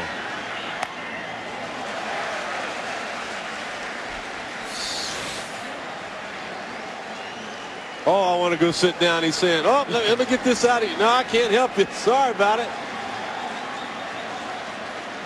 And Pierre, who dove in with a winning run in the 11th inning yesterday, scores again. You're in game 4. Joyce pumped, and I think she's doubly happy her son could finally go in and sit down and get a drink. He was out there for about 15 minutes on the bases.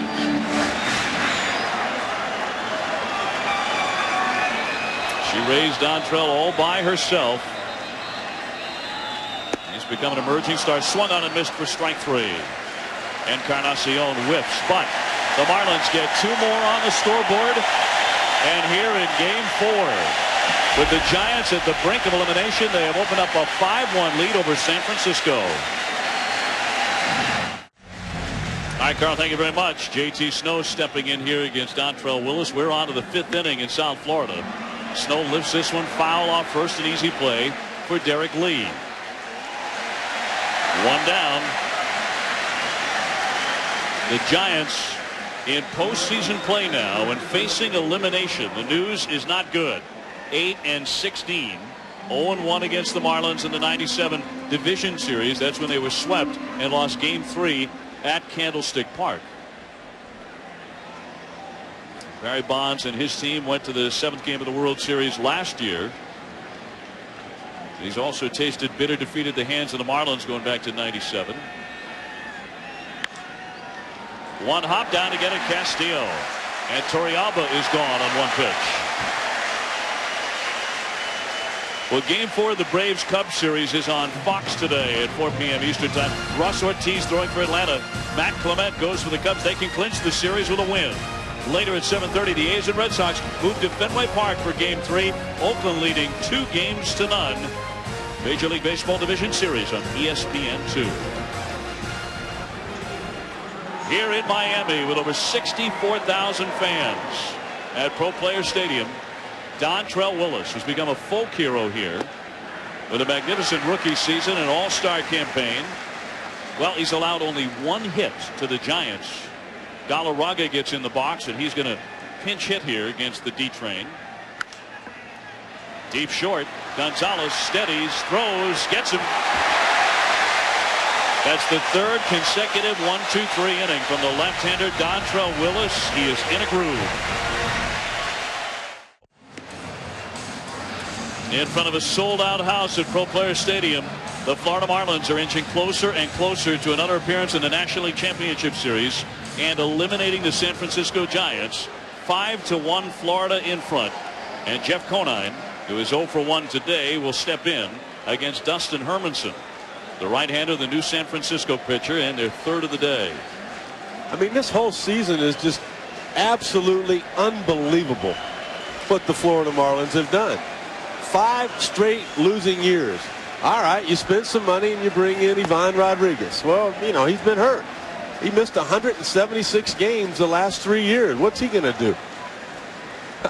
The fans weren't showing up. They fired the manager. Torborg was gone. They're under 500. They're 10 games under 500 at the end of May with Jack McKeon running the show. But Tony, all of a sudden, he got his people in place. He got the pieces to the puzzle where he wanted them. And look at what's happening. I just can't even believe it. I just think that the job that they've done, these players have done. I'm not writing this game off as being over yet, but I mean, they've acted like they wanted it more. You know, they've executed. They've run the bases well. They've pitched well. You can't give these guys. I can't give Jack McKeon enough credit for the job he's done. Conine pops that one to shallow right. Durham and Snow out, and Durham will make the catch in fair territory. Jeff Conine, the crusty veteran of this team, along with Pudge Rodriguez, and he says there's nothing quite like being in their clubhouse and in their dugout. These guys play young, but they also play as hard as any team in the game. This team fly by the seat of your pants, little league in big league uniforms, basically. Enthusiastic, boisterous, emotional is, you know, as best as I could describe it. And you know, no matter what the situation, everybody's yelling for each other. Everybody's pulling. Somebody hits a home run, it's like little league. Everybody comes out of the dugout and meets you, you know, before you even get to the dugout halfway, and you know, slapping hands and heads, and you know, it's just it's a fun team to be on. You know, Jack McKeon had what could have been a difficult position down there at third base. Another thing, you know, that they get all that momentum going, they start playing better, and now Mike Lowell, their leading home run and RBI guy, he seems to be gone for the season. But Tony, miraculously, he was able to come back. He's ready to play, and that one hit deep but foul by Gonzalez. That intricate situation that could have been was handled perfectly. Lowell probably felt like, well, I'm going to be playing today. Well, no, you're not. But no problem in the clubhouse. Nope. Everybody pulls for each other. And look at what Cabrera's done. Yep. You know, I'm sure, you know, he would have loved another crack at playing today. Gonzalez pops it up. Another play for Durham. And it is 2 up and 2 down. The other thing that makes it hard, and Mike Lowell is not that kind of a guy to argue about such a thing anyway. He's an outstanding team player, but makes it a lot easier to know this. They're 18-8 with him out of the lineup. They played very, very well despite Lowell, their all-star, exiting, and part of that was the pitching of this man, Dontrelle Willis. Although today he's starring with the bat as well. He has 2 hits, 2 for 2. How about the average age of the starting pitchers Florida Marlins have run out there? Willis is 21. Beckett's 23. Redmond yesterday 29. Penny 25. 24.5 years of age combined. Castillo's 28. Pierre's 26. Derek Lee's 28. The old man Pudge, he's 31. I know, he's an old man. Lowell's 29. Encarnacion's 27. I'll give you another name, and he was out through the season because of an injury to his pitching arm, but how about A.J. Burnett? That's essentially like, when they get him next year, signing a stud pitcher off the free agent market, getting him back. He is filthy. He's thrown a no-hitter in his Marlin career, and he was the ace of the staff coming into the season. Yeah, and I talked to him before yesterday's ball game, and he was saying that he's playing catch at 90 feet, absolutely no problems whatsoever. So he is on track to being part of this rotation. Whether or not they can hold that core together financially here in South Florida remains to be seen. But Larry Beinfest, the general manager, has done magnificent work, especially plugging the holes like the closer situation. And Looper lost that job at the end of the season. They had Urbina. Basically, Beinfest stole him.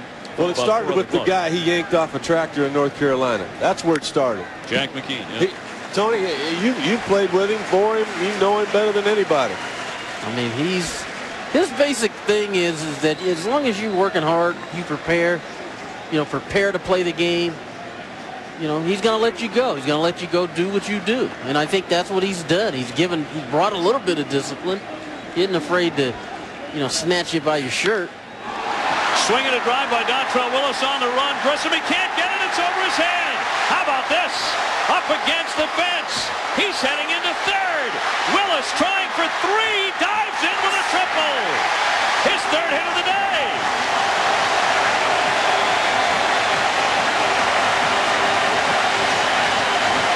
The D train has run amok in South Florida. You gotta love that. Your starting pitcher goes for 3 and goes head first at third. Tony, they call him the kid with the kick. Well, watch him kick it in right here, bud. He's smelling 3 right about there. And he's on fumes right about there. Wow. 3 bases, 3 for 3 for Dontrelle Willis.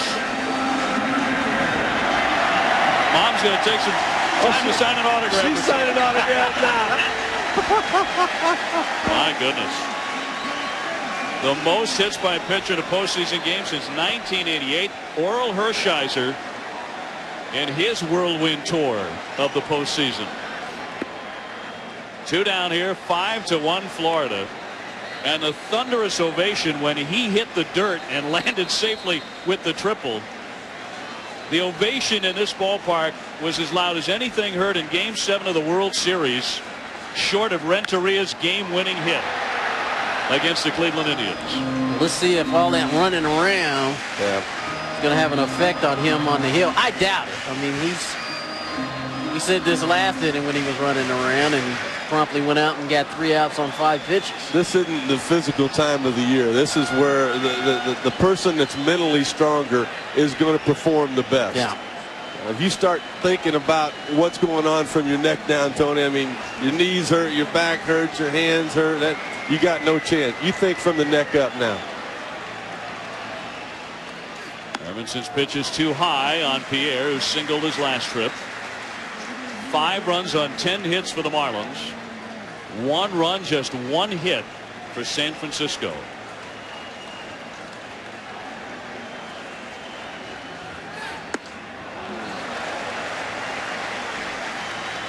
Really, with the exception of Game 1, it seems like it seems like Pierre Castillo's been up there every inning, just leading off the inning or finishing up an inning. 2-2 pitches down and in.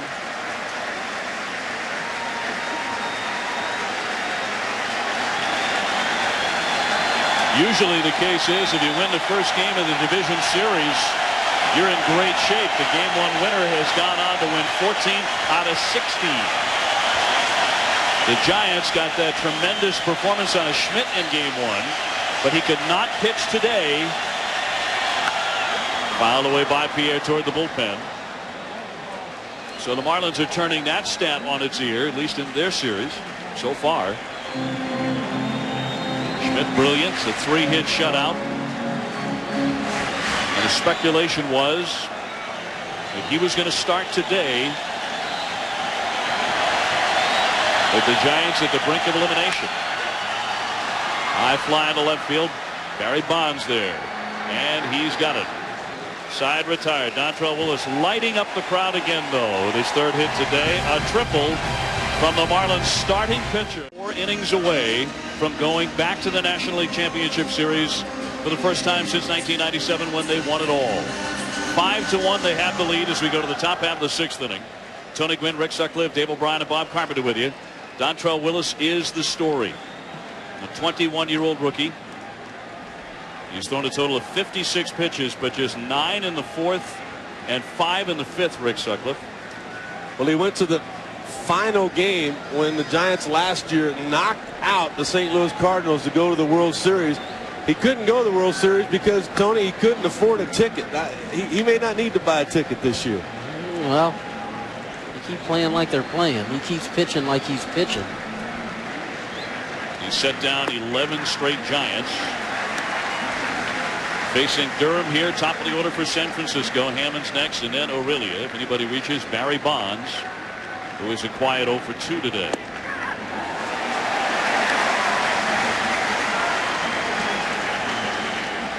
Dontrelle growing up in Alameda, California. That's where he developed that funky windup of his, so difficult to pick up. The big kick, the twist, the hiding of the baseball.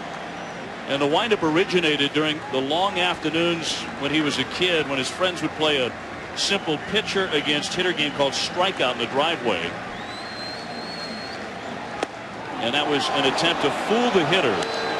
Willis played it every day, played strikeout every day, starting about 10 years old with his buddies Ross and Reed. They lived across the street. A tennis ball, a wall, and a bat, you get yourself a game. A base hit through the hole. Ray Durham may be starting something here against Willis. We'll see if he's tired with all the road work he's done today, all that work on the bases. But whenever the Goodyear blimp is flying above a stadium, you know it must be a big game. Overhead today, providing these beautiful aerial views, is the Florida-based Stars and Stripes, one of the 3 airships in Goodyear's U.S. blimp fleet. That's the first time today he didn't get the leadoff hitter to start an inning. So, you know, the bullpen's starting. He's taking movement down there. Deep breaths out there too right now. He might have been better off staying in second. I know it's something that they'll never forget here. All 64,000 of them love the fact that he went on, but he might have gotten himself in trouble with that last 90 feet he ran. Yep. Well, Brad Penny, who started game 2, available in the bullpen, he's starting to warm up right now. And is the sign you look for, Rick, keeping the ball up, getting the ball up and out of the strike zone, that a guy is tired? I think he just looked for strike 1. Yeah, that's because first 5 innings he had no problems throwing it. So the right-hander getting loose quickly. That one down into the dirt. Hammonds has walked and he's also flied out today. I love that right there. You know, I watch a lot of little things between pitcher and catcher. He just threw that off-speed pitch, not even close. Pudge got the next baseball from the home plate umpire and literally about knocked him off the mound. Instead of just flipping it back, I mean, Pudge airmailed it back there as if to say, hey, let's go. And right when Rosenthal, the pitching coach, saw that, he came out and said, look, you want it or not? If you want it, let's keep throwing strikes. Let's put something on it. If not, we'll get somebody else in here. Yeah, and by the way, stop hitting triples. You know, they wouldn't have said that. If he scored, they wouldn't have said that. That's right. If I was Willis, I might have said, Pudge, you give me the mask, and if you're going to throw that hard, here you pitch. Well, 2-1 on Hammonds. Rockets that one, pulled it wickedly, but foul. That hit home run distance. He smoked it, and you know it caught their eye. And you know this team is not out of this game. You know, they've proven they can put some runs on the board. They got the right part of the order coming up. Oh yeah, you get the next two guys on. Barry Bonds represents a tie and run.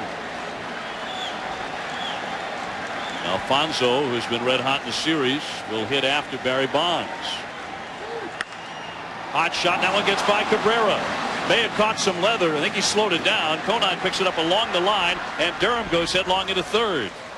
On the corners, nobody out, and the Giants are rallying here. Missed opportunities, Tony. You talked about it in the open. That has been the name and the story of this series. Well, they had a chance to add more runs on. Second and third, one out. They didn't do it. They had a chance there to turn a double play. Again, didn't get it done. Yeah, and you know, we talked about it. Willis running around the bases like that, and you know, for 5 innings, he's been able to go out there, get that leadoff hitter out, get himself in rhythm, make good pitches, and now for the first time after the triple, leadoff man gets on. Hammonds hits a bullet down the third baseline. Could have been a double play. Isn't turned. Up, Hammonds' ball ruled a hit. Here's AURILIA. He had himself a swing too. He came out of his shoes to hit that one. 0 for 2. He struck out and lined out to left. AURILIA with good home run power, to say nothing of the man right behind him. But AURILIA with 6 home runs in San Francisco's playoff run last year.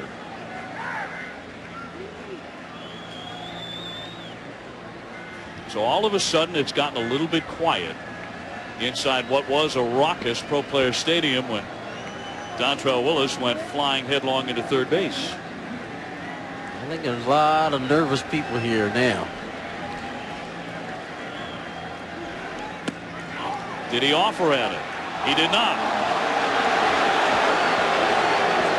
1-1. Funny how little bitty things make such a big difference. Is it 1-1 or is it 0-2? Jeff Kellogg was the one that made that decision. I think he made the right one. There are a lot of umpires, though, that go the other way when they hear 64,000 people yelling at them. Not a sound you hear every day. Hit hard and a fair ball inside third down the line. That caroms to the warning track and up against the fence. Durham is in. Hammonds will be into third base, and it's a double for Rich AURILIA. That might be it for Dontrelle Willis. Bonds is coming up.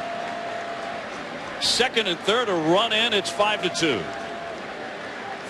This was a bullet.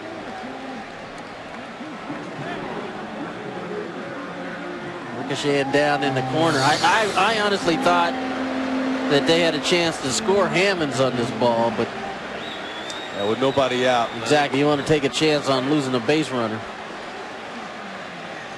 Well, first base is open. They're going to pitch to Bonds carefully. But if he hits one out, this game is tied. The all-important first strike on Barry Bonds, who's popped up and lined out to the warning track in center.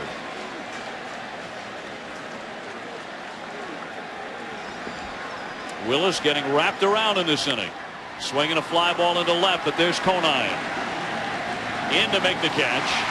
Hammonds coming in. He'll score standing up. Bonds drives in to run, and his first of the series. It's a 5-3 game. Sacrifice for Barry Bonds. Now I think you go get him. He has just left every single thing that he had in his body on the field here this afternoon. You got the right-hander coming up, followed by a right-hander. Brad Penny looks to be ready down in the bullpen. He's taking his hat off. If McKeon wants to go get him, he's ready to go. He's not coming out to get him right here. Alfonzo the batter. He's grounded out and flying to center. 0-1. McKeon's got a lot of confidence in Willis, and feels like he's kind of gotten himself together here, and he's going to let him stay in there.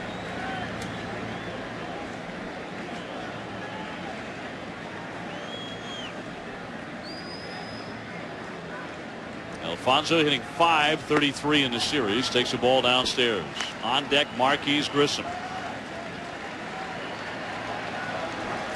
The inning started with a base hit by Durham. Then a hit by Hammonds. Then the double by AURILIA. Bonds driving in a run with a sacrifice fly. One out, a runner at second, and cut right through by Alfonzo. They talk about reaching back, Tony, and digging deep and all of the cliches.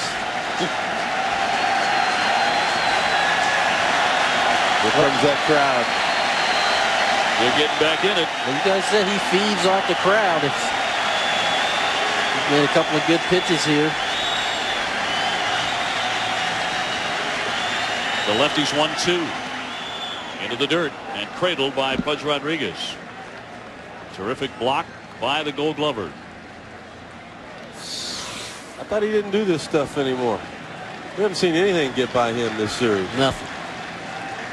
That was the kind of pitch that he saw when he threw the runner out at third. He backhand the ball out of the dirt like that and still threw a missile to third yesterday. A base hit could make this a one-run game, and it's up and in. 3-2. So Willis is laboring here in the sixth. The Giants have gotten back into game 4. They've done it on 3 hits. But this guy's been a hit machine in this series. Popped up. Cabrera. Foul ground, heading for the stands, and can't reach it. He's already made one play today where he reached into the crowd and snatched it for a terrific catch, and that was early in the contest. Still 3-2.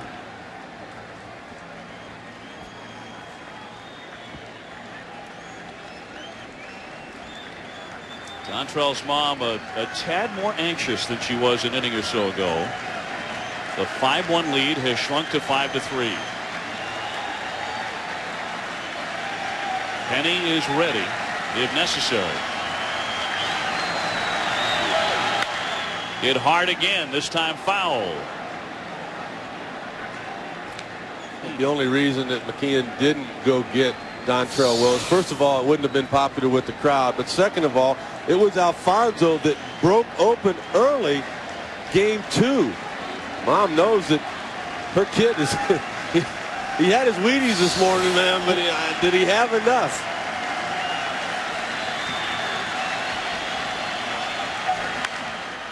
Fought off again. Now, Alfonso drove in a couple of runs in that 4th inning that knocked Brad Penny out of game 2.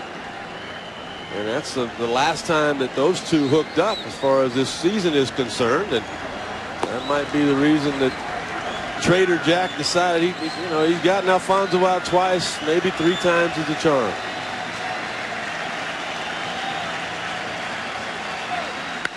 Swinging a high fly ball left center field. This one's deep. Pierre going back, looking to the wall. It's off the fence. Here comes AURILIA around to score, and this is a one-run game. And now comes the question, did McKeon leave him in too long? Alfonzo with another hit. His 9th of the series. Penny is coming in now. It is 5-4. The Giants have come almost all the way back in this inning against Dontrelle Willis. Well, we talked about him maybe leaving him in too long, but I don't want to disrupt this ovation. Well, you know he had to be gassed after the 3 hits and the triple. He's coming out. Penny coming in, and the crowd rising up here at Pro Player Stadium for 21-year-old Dontrelle Willis.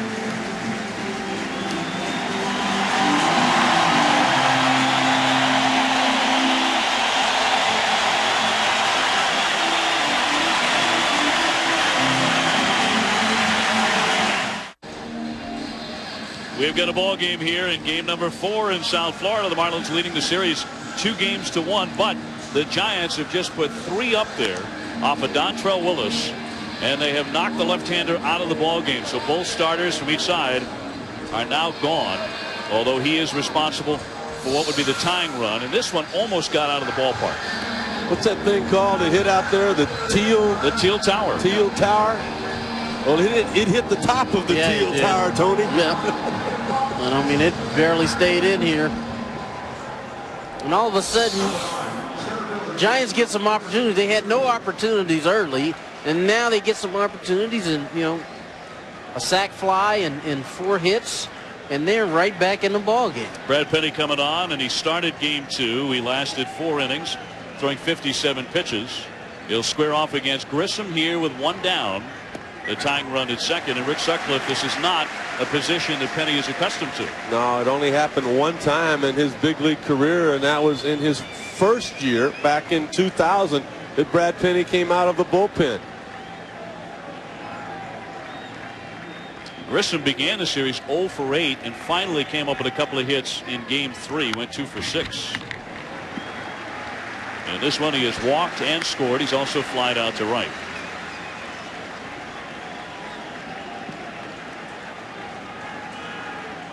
You know how a lot of times your heart tells you one thing and your mind's trying to tell you something else? I think that's where Jack McKeon got caught. Yeah. Alfonzo came up with a double. That one trickled toward the middle, skipped off the mound. Gonzalez collects it and gets him. But down to third, Edgardo Alfonzo. 2 out. JT Snow to hit. And we can't forget about the ball that Jeffrey Hammonds hit. It was smoke. Yeah. Not only were there a lot of balls hit hard that were in play, there were a lot of balls that were hit hard foul. But if Cabrera comes up with that is a routine double play. You got 2 out, nobody on, and everybody's happy. Now everybody's a little nervous. Well, we've seen in this series, I mean, both sides have had opportunities to make plays, and when they didn't make them, they just turned around and bite them. Snow 1 for 2 today, wraps a foul. He came into this postseason a .329 career playoff hitter. I was batting just .167 before his single back in the second inning. Nathan, the right-hander, loosening in the Giant bullpen.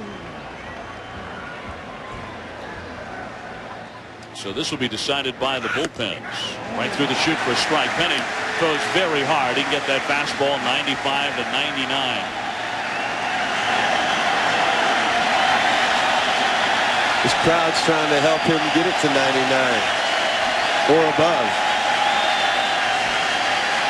Alfonzo leading away from third. 2 down and the 0-2. Toward the middle hard. Underneath the glove of Gonzalez, and the game is tied. The Giants come all the way back with 4 runs in the inning, and we're starting all over in the 6th. A 5-5 game. Gonzalez could not make the stop. And this ball right here is hit like the ball Barry Bonds hit yesterday. Up the middle. He tried to short hop this and take it on a slide. He just couldn't get there. Well, you charge that run to Willis.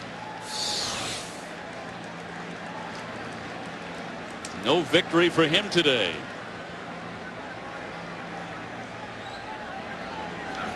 The batter, Ugueth Urbina, has driven in 1 run today with a sacrifice. He's also grounded out. Really a young mistake made there on the part of Brad Penny. You got the count 0-2. Pudge was wanting the fastball in, and he let this crowd get inside of him, thinking that he could just throw it by anybody. JT shortened up on his swing, just let you provide the power. And an RBI single for him to tie the game. Snap throw, close, got him. Snow is cut down by Pudge Rodriguez. Snow will argue the call at first base. Side retired, and we're tied at 5.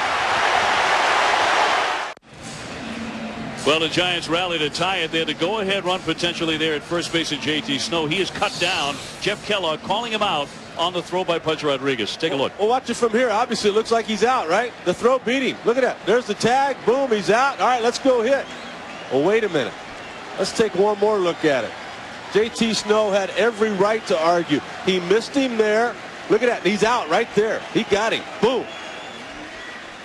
Outstanding camera work, guys. Here's Luis Castillo as we get the last half of the 6th inning underway. What a comeback by the Giants as they score 4 times on 5 hits. Another look. Watch it hit the shoulder. The hand's not there yet. That's unbelievable how many times plays that quick, Tony. These guys get it right. Jim Kellogg on the call at first base. And of course we have 2 additional umpires in postseason play. The 4 in the normal rotation, then 1 down the left field and right field line. Castillo eyeballs a strike. He has doubled, walked, and struck out today. After him, Pudge Rodriguez. And then Derek Lee. In there for a strike. And I wonder, too, on plays like first base and other calls that you're likely to see as far as the Marlins go in the series, how much of it, too, is the reputation of Pudge Rodriguez working on ahead of an umpire? I mean, he's got the cannon. He's a Gold Glover, maybe head of the Hall of Fame one day. A great, great catcher defensively. A lot like having Tony Gwynn in the batter's box or Don Shula on the sideline. I mean, but you know the thing about that play is the ball beat Snow back to the bag by so far. I mean, Castillo takes ball 4. He reaches for the 3rd time. As is this for the San Francisco Giants. Lose and they are done. But a great rally to score 4 times and knock Dontrelle Willis out of the ball game in the top of this 6th inning.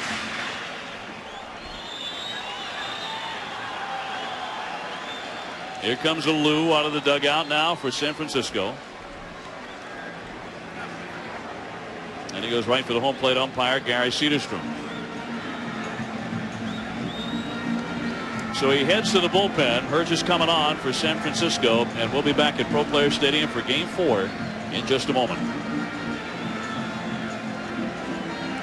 Guys, thank you very much. Well, we've come to expect exactly this, in particular in this ballpark, between the Giants and the Marlins come playoff time.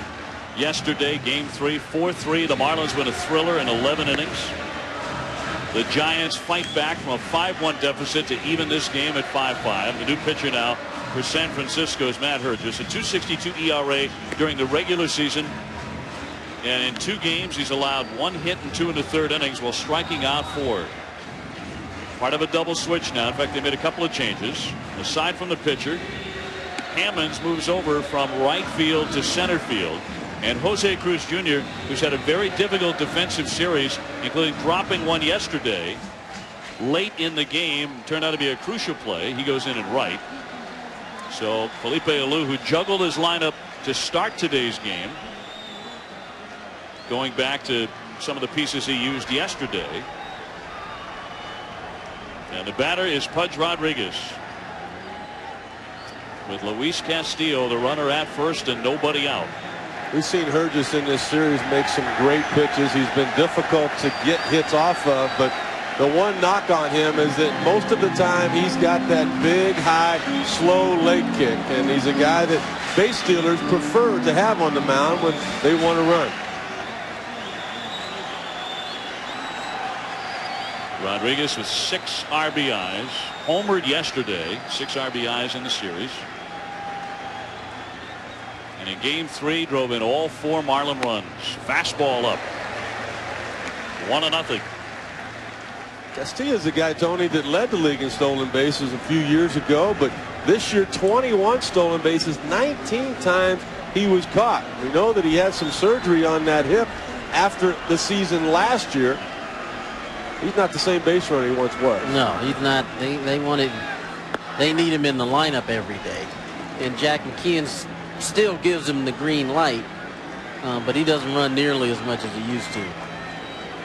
I think with Herges on the mound here, this is probably more of a hit and run type situation again anyway. He throws that 2-seam fastball in the outer half. That's what you look for to hit in that direction.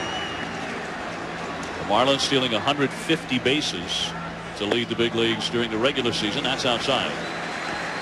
Now, I'll be honest, I'm kind of surprised that Felipe ALOU took his best center fielder, Grissom, out of the game and put Hammonds in center. And I realize it's the double switch, and the pitcher spot is was getting ready to come up, but you know, late in the game, I think you want your best defensive people out there. Totally agree with you. The 2-1. Waved at and a late cut by Pudge Rodriguez, 2-2.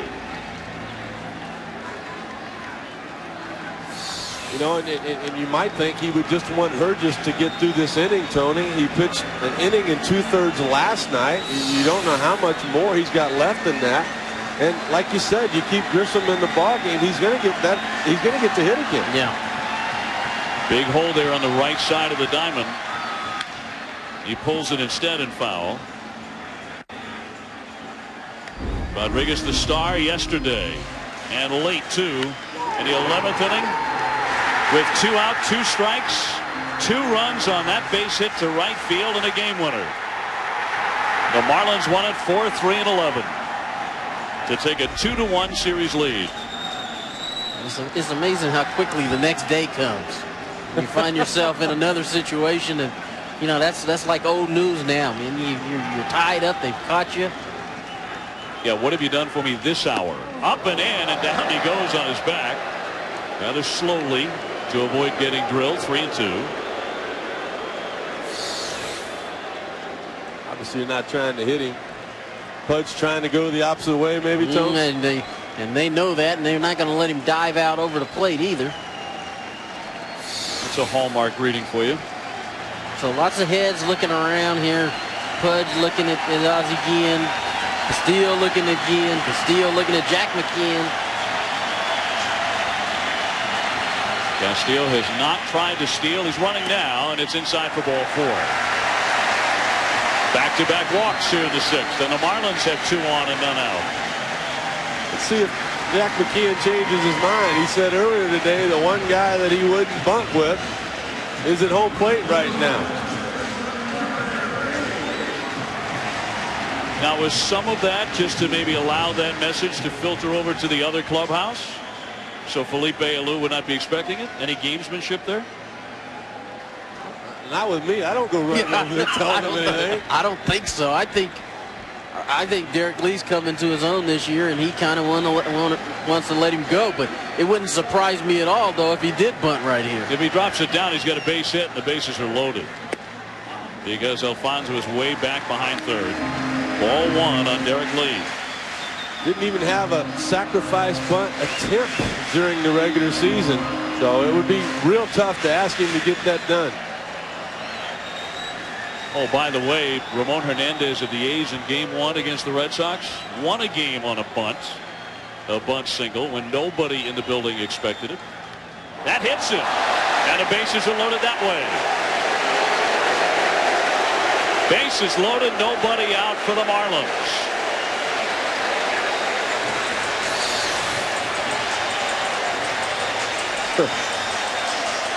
Absolutely nothing defensively the Giants can do about what's happened here so far. 2 walks and a hit batsman with nobody out. Well, you talked about their bullpen being used a lot in the last couple of days, and you're not knowing what you're going to get from Hergis. You know, it's one thing too, Tony, to use your pen a lot in April and May. Yeah. These guys have been out there all year long. Absolutely. Hergis went an inning and 2/3 yesterday. Ayer pitched, Nathan did, Rodriguez and Worrell, they all showed up in game 3. Today the bullpen for San Francisco has not pitched very well at all. 4 walks, a hit batsman, 5 hits. Yeah, and you got to look for that run total to go up because 2 of those 4 walks are out there on base. We've seen them battle out of these situations, though. I mean, until the last inning, the Giants had opportunities, couldn't cash them in. The Marlins have had opportunities. Here's Cabrera, 3 hits today, perhaps on his way to a monster afternoon. 2 doubles, a single. He's driven in 2 runs. I'm watching that velocity, that last pitch by Hergis at 85. He's normally a 92 guy. Yeah, he was yesterday. Yep. Castillo, Rodriguez, and Lee on the bases for Florida. Tried to hold up, could not. He committed.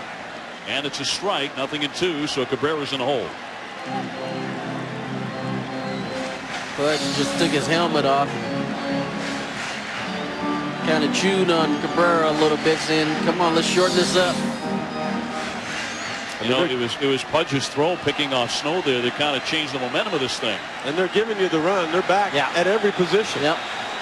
A ground ball gets you a run. A ground ball anywhere except back to the box gets you a run. The 0-2. Chased it and he missed for strike 3. Burgess with a big K.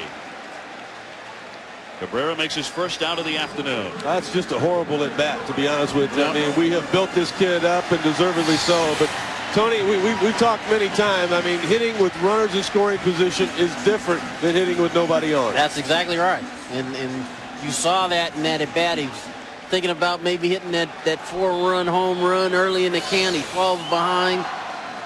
And that last swing was really a defensive swing. And it takes a little while to start to understand how to hit with guys in scoring position. Encarnacion now. The Marlins did not hit a grand slam all season long. This is the 3rd time today they've loaded the bases. I remember somebody describing that hitting in those situations is like a 16-year-old learning to drive 55. You know, remember how quick those white lines would go by you that first time you got out on the freeway? It slows down eventually for all of us. Encarnacion, he's had his opportunities too. Good RBI man during the season, 94 RBIs. Loops a foul out of play to the right. Now the Marlins, a lot like the Giants yesterday, are missing on opportunities to score with men in scoring position. And as long as that number is like that, it's going to haunt you. It's going to come back.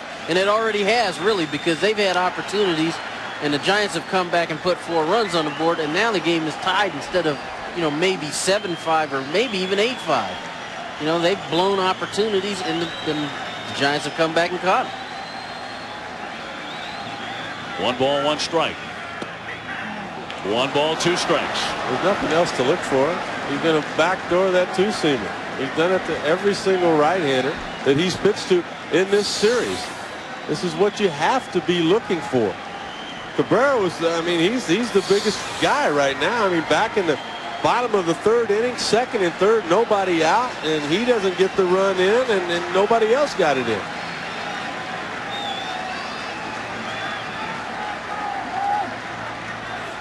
Two pitch punched on the ground to Durham. Over to Aurelia, 1 on the first double play. The Giants wriggle away without allowing a run. The Marlins loaded the bases with nobody out and come up empty.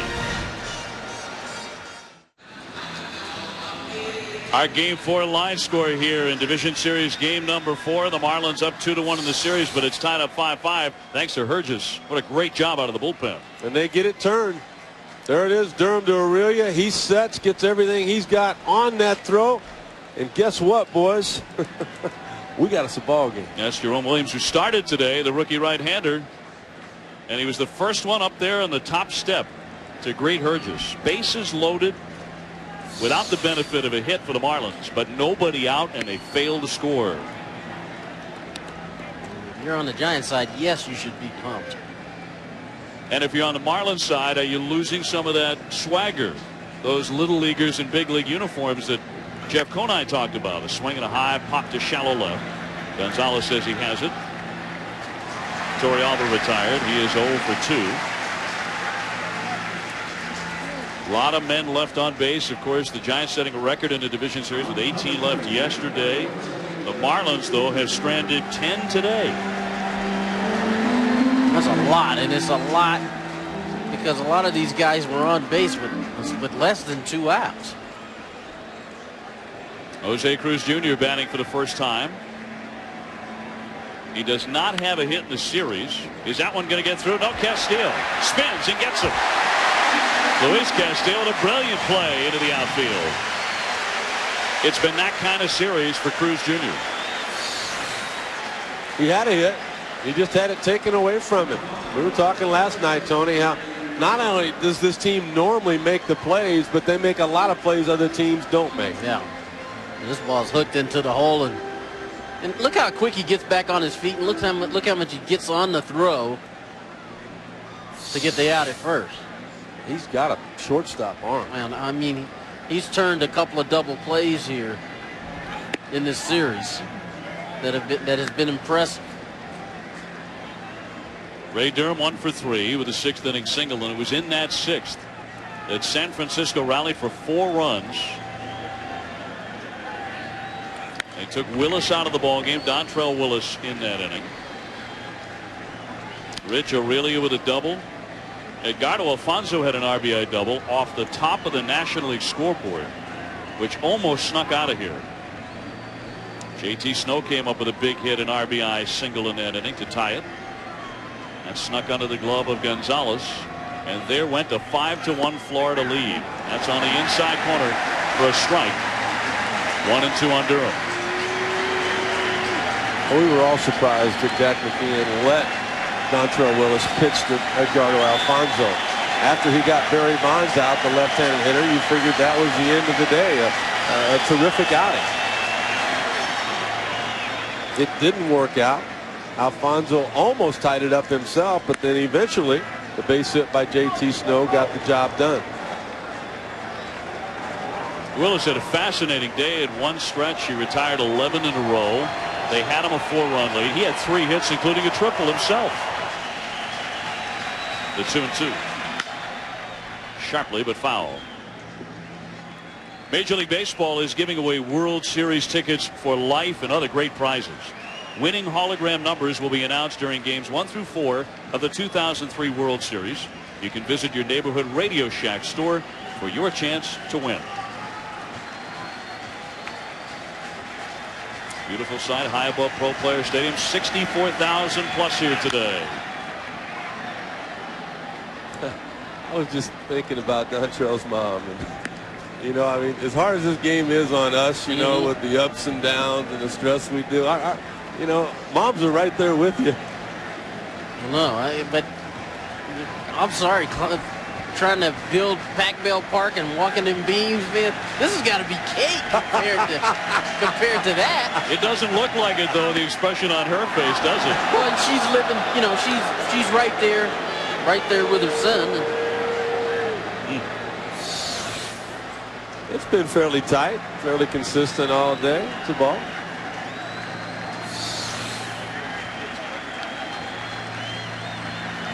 Penny home with a 3-2. Got him. 1, 2, 3 go the Giants, and the fans who've been up on their feet all day are going to stay that way for the 7th inning stretch, tied at 5. We're going to the bottom of the 7th inning, and you can see the excitement is still there for Dontrelle Willis, the first guy out of that dugout to congratulate his fellow normally starting pitcher Brad Penny for that 1-2-3 top the 7th. They've become pretty good friends. Penny says of Dontrelle, if you don't like him, you don't like people. And Penny holding the Giants a 5-5 tie. We're starting to get into the late stages. They've got a lot of those people over there, Tony, when you think about Pierre and Conine, and this has been a fun series to be involved in. Yeah, it really has. You know, there's a lot of guys on that Florida team just play a game. I mean, they play the game the way we learned it, the old-fashioned way. You work hard and prepare. And Conine swings at the first pitch and pops it back out of play. This copyrighted telecast is presented by authority of the Office of the Commissioner of Baseball and may not be reproduced or retransmitted in any form. Any accounts or descriptions of this game may not be disseminated without express written consent.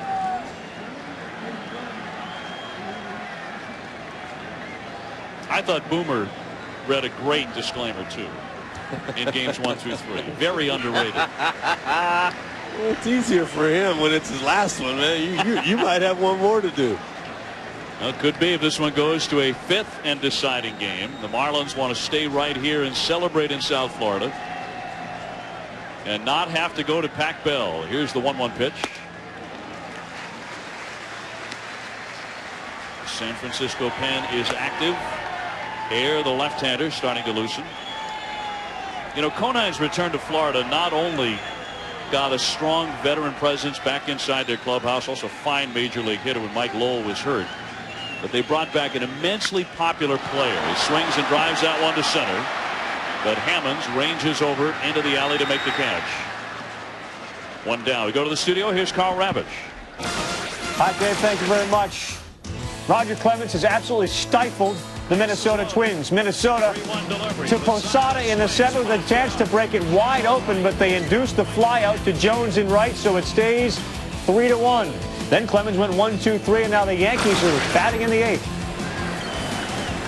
Awfully close there. Tied here with one down in the seventh. Alex Gonzalez. He's gone 0 for 3.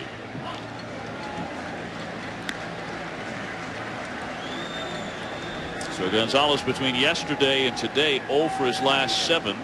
Just 1 hit in the series. But he did hit 18 home runs during the season. And it's 330 down at left field line. Torrealba back to the netting, but it's over the top. I think he just took his shot at trying to make it 19 right there. And you know, that's what the Marlin hitters have been doing here. They've been working at camp, trying to get ahead, trying to get a ball that they could yank or they could pull down that left field line. That ball ran in, and you see a top hand take over. Tells you he was trying to pull. But what a lot of guys have been doing after that is just kind of settling in and trying to work the ball up the middle. 1-1 pitch. Aurilia on the charge, and the new dad over to first base for the out. We talked about his wife Raquel giving birth to the new baby boy. Went into labor during game 2 of the series. Raquel is just as much an athlete as her husband is. She's run in a couple of marathons. In fact, she's finished the Hawaii, the Honolulu, and the New York Marathon to help raise about $30,000 for the Make-A-Wish Foundation. You know, there were agents lined up right outside that hospital when they walked out with that baby boy. Brian Banks, the lefty pinch hitter, who hit .235 during the regular season with 4 home runs, came up with a couple of big home runs as well. Goes after the first pitch, and Snow underhands to get him. A quiet inning. 1-2-3 they go.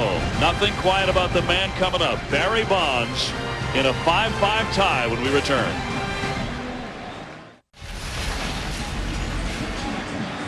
Getting into nail-biting time now. 5-5 tie, the Giants and the Florida Marlins. If the Giants lose, they are done. They're trying to head back to Pac-Bell in a 2-2 tie. Carl Pavano, right-hand starter for the Marlins, 6'5", 235 pounds. In 2 games, a 1-0 record, an inning and 2/3. He's allowed just 1 hit coming out of the pen here. He'll face Hammonds. Really coming into this year, Carl Pavano was known as one of the guys traded for Pedro Martinez. 12 wins this year, a career high in that category. At 27 years of age, I don't know what he's got left as far as coming in today out of that bullpen, but he looks to really be turning the corner as far as a big league starter. He goes to 2-0 on Hammonds. Aurilia on deck, and then Barry Bonds hitting 3rd in this inning.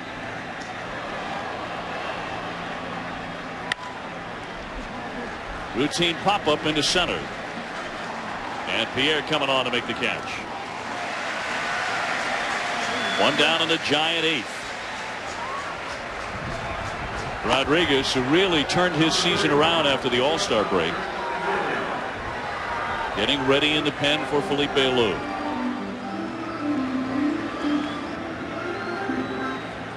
Bonds to bat right after Aurilia, who doubled his last time up.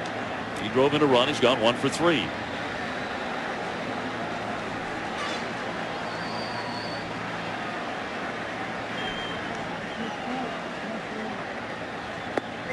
Tried to check, but it's in there for a strike anyway. 10 hits for the Marlins. The Giants have 6.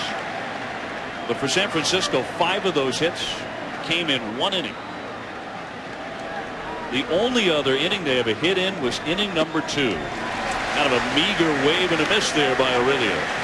It's called bunching them together. When you can get them like that in the inning, usually you're going to put some runs on the board. And you know, none of those hits by Barry Bonds, and you can only hold him down for so long. Pavano going to do everything he can to get this guy out, because Barry Bonds against Carl Pavano, 6 for 8, Tony, with 3 home runs. What do you think the chances are? You can see 4 pitches. Even if Aurelia does get on, you're going to probably see 4 pitches. I think he was walked twice intentionally yesterday. Has not been walked today. Bonds has popped up, lined out, and also driven in a run with a sacrifice.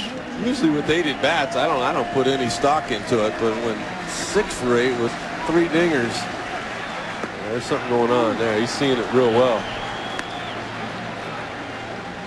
Of course, yesterday the Marlins intentionally walked him with nobody on in the 9th inning in a tie game. If they get Aurelia out, I think the same thing's probably going to happen. The 2-2. Swing and a miss. He missed it. And now to complete the strikeout, Rodriguez will tag him out. So he is out. First base is wide open, and here comes Bonds. You can take your elbow thing off, Baron.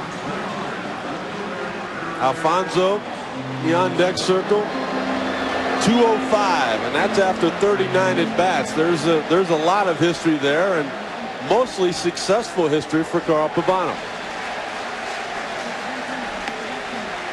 Pudge got Barry giggling a little bit there.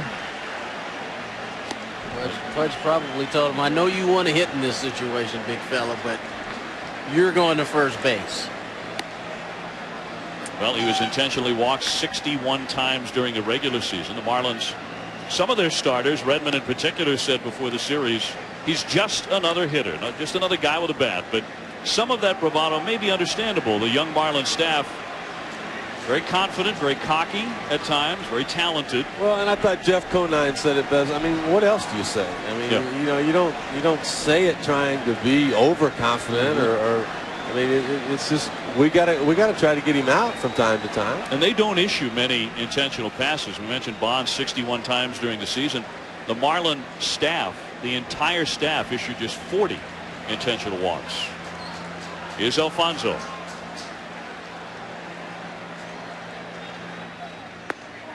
Across for strike 1. He doubled high off the National League scoreboard, the Teal Tower, out there in left center field in the 6th inning. A gaudy .563 division series batting clip for the former Met.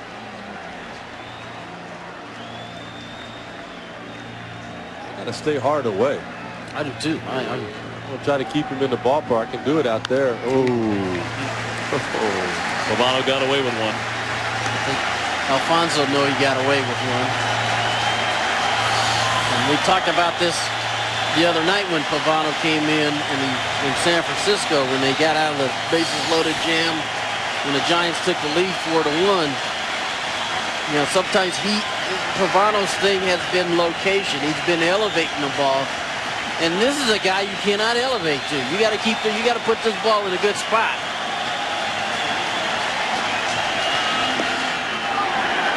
One and 2.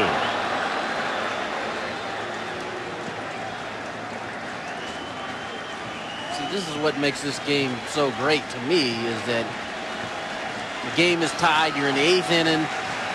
Just, it could be, you know, that much difference on a ball that could make the difference in the whole outcome of the game.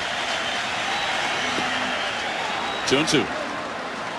So very patient Edgardo Alfonzo here. And that's, you know, Edgardo Alfonzo has been this way the whole series. He's been the one guy that has consistently stepped up there and delivered when the Giants needed the big hit.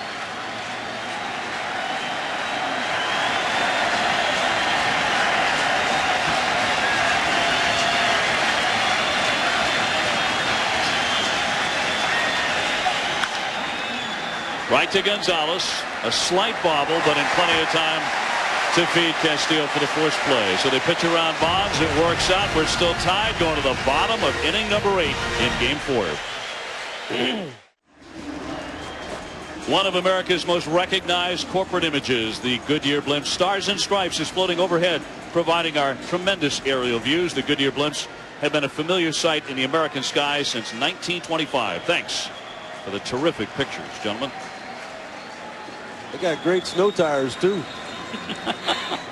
Oh, I heard you drop that line for Hallmark. You trying to get out of your Christmas cards. Oh, man. And the Hallmark people have beautiful scented candles. And, oh, man, it really livens up a living room. You know, the funny part is, I mean, we have to do that. Those guys send it to Tony anyway. Yeah, Tony gets it all. Felix Rodriguez coming on in the division series. He's appeared in a couple of games, 4 strikeouts in 3 innings during the season, 8-2 in relief. But you go back to June 14th, he wasn't pitching all that well, but from that point on, Rick, a 178 earned run average, he was almost untouchable. I think this is the guy that the Giants would want on the mound in this situation. Tony, that's also the guy Florida wants at home plate. Yeah, exactly. I mean, it's going to come down to now, you know, who wants it.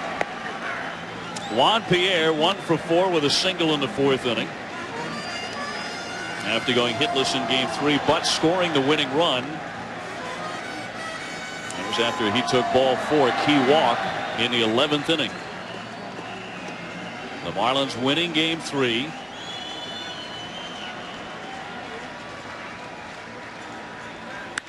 Swinging a high fly ball, lifted into left, but Bonds is there. He taps that thigh and makes the catch. 1 down in the bottom of the 8th. So they keep Pierre off the bases. That's huge for San Francisco. They've done it 4 out of 5 times here this afternoon in this ball game by keeping him in the air. They're not throwing anything with any late downward movement. All good hard fastballs up, and he's not been able to get on top of it. And that's how you do it. You go up the ladder on him. They're pitching him away and playing him away. And anytime he hits a ball in the air to left field, he's not gonna drive it off that what do you call it, the teal tower out there. He's not gonna drive it off of that. And it's smart pitching by the Giants. And they've done a nice job here in the last 2 games keeping Pierre off the bases. But you know, this is the guy that's been on here in the last 2 days has been Castillo. Well, it's doubly important then that they've done such a good job on Pierre, because Castillo today has been on base 3 times. He's walked twice and doubled. He had 3 hits yesterday. Pudge Rodriguez, the on-deck hitter.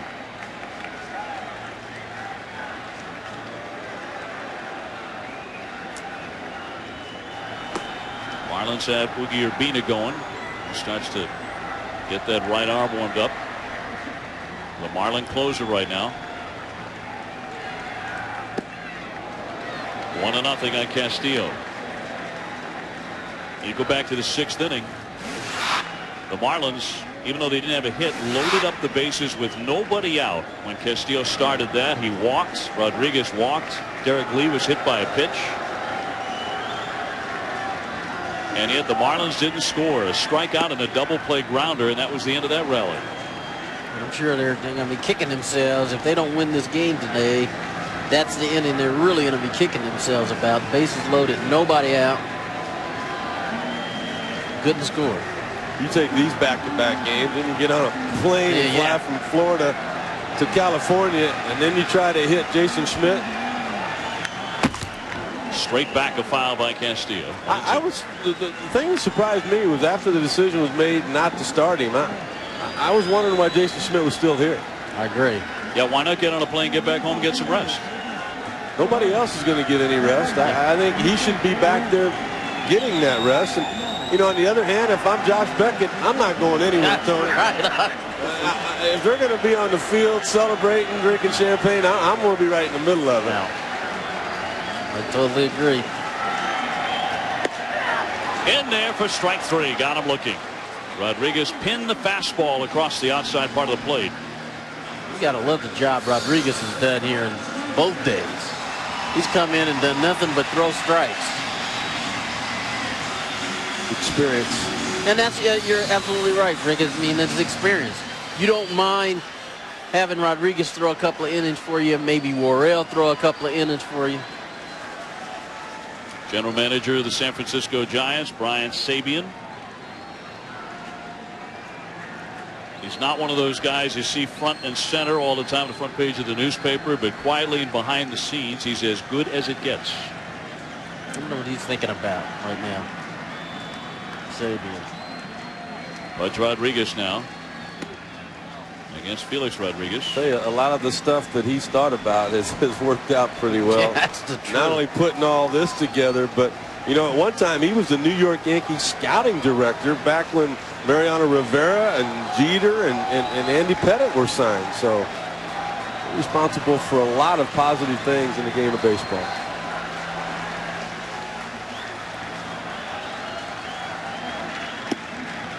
Down and away to Pudge Rodriguez. He doubled back in the third. 1 for 3 today. You talk about the experience of Felix Rodriguez in the playoff situation. Well, in the division series against Atlanta last year, he pitched in all 3 games. He allowed 1 hit and no runs. Against St. Louis in the league championship, he appeared in 4 games, a 193 earned run average, and he pitched in 6 of the 7 World Series games. Against Anaheim at 2-0. Outside. Yeah, that's the first time today Pudge was ahead of count, 2-0. And he had been taking a big hack. You know, maybe trying to go deep here. This time, game tied, 8th inning. You agree, 2-0. What do you think?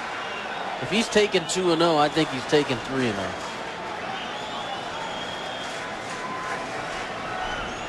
Very hot bat on the batter's box, hitting .313 for the series. He is taking all the way.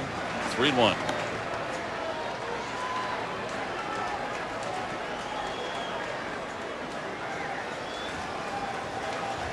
The Marlins a little more pensive than they were when they had a 5-1 lead at the end of 4 innings.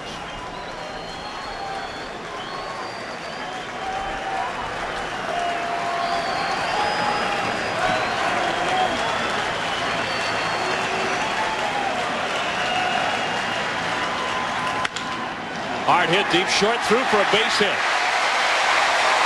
Certainly going on 3-1, and he collects his 2nd hit of the day. That coming with 2 down, and the Marlins have the go-ahead run on at first. Just waited him out. Finally got what he was looking for, something middle in. If that didn't have a little sink right at the end of it, you think this crowd's loud now? They would have all been standing. It also showed the importance of getting Pierre and Castillo out. Yeah. Derek Lee now hit by a pitch his last time up, walked the at bat before that, and singled before that, so he's been on base 3 times.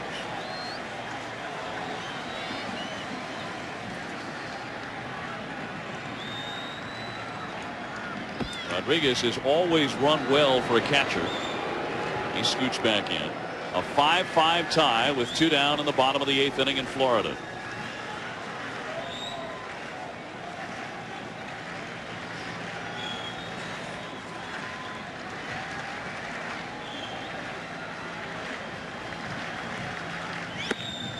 Ball 1.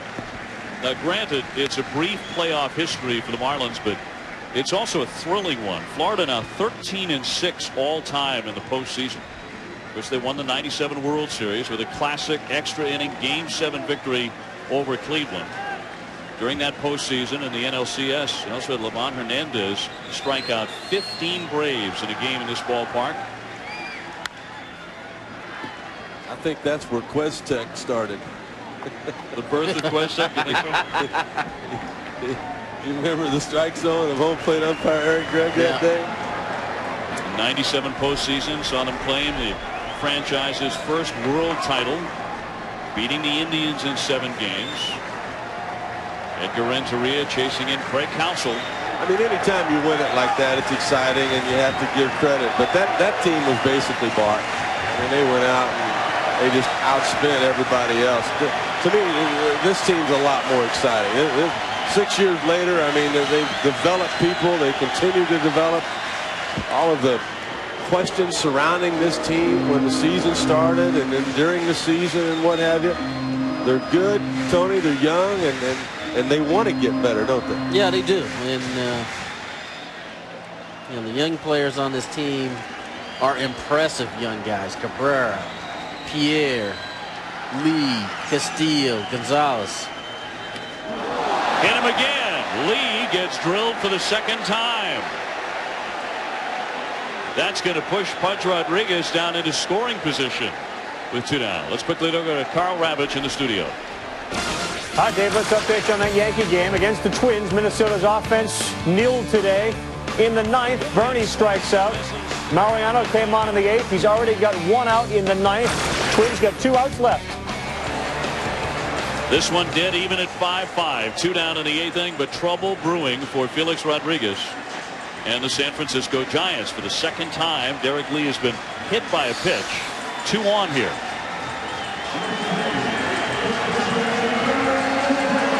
Hurts a lot right now, but Cabrera picks up the base hit. It'd be worth it.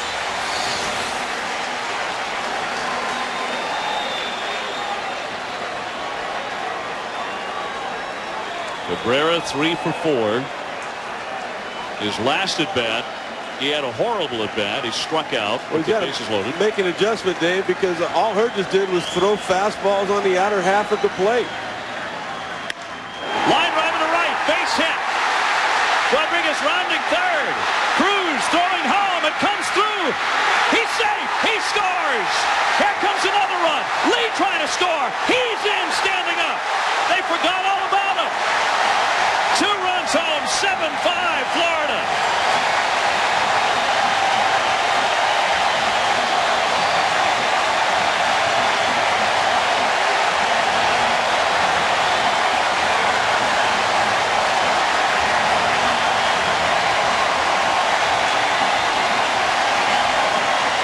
The Florida Marlins may be on their way to another appearance in the National League Championship Series.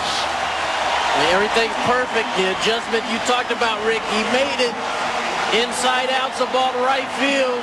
Cruz does everything right. He comes up, makes a perfect 1 hop,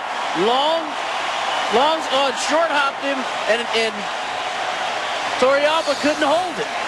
And who is right in the middle of the play? Pudge Rodriguez. And then great base running again. Lee scores. And Cabrera goes all the way to third. This ball kind of bounced up at the end, but it's still a good enough throw. If he holds on to it, he's out. This may be the picture of this series right here. He knocked it out with his left hand. But then Lee just kept on coming. He scored all the way from first base on a base hit to right field. They forgot about him. They did not recover in time. They didn't see him coming. He bounces off. He makes a good turn coming around third. He knows he's going to be close. Just threw that left shoulder and forearm out into the glove, knocking the ball loose. And again, more aggressive base running adds to that cushion. A 2-out, 2-run hit by Cabrera. And the Marlins lead it 7-5 in the bottom of the 8th of Game 4. And once again, the Giants had a chance with a defensive play to kill a Marlin rally. Cruz made a decent throw, although it did skip twice. Yeah, it did. But it's the Marlins who make the key play, and not San Francisco. Line drive, but foul, and that almost got Cabrera, who has 4 hits today.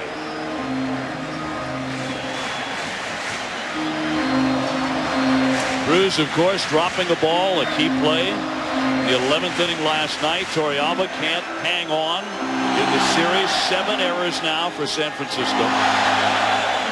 Santiago resting today. He may be able to rest all winter.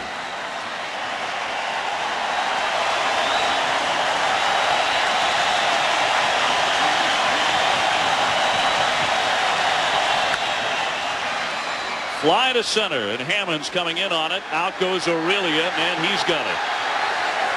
The Florida Marlins on the bat of one of their young kids, Miguel Cabrera, a 2-run single.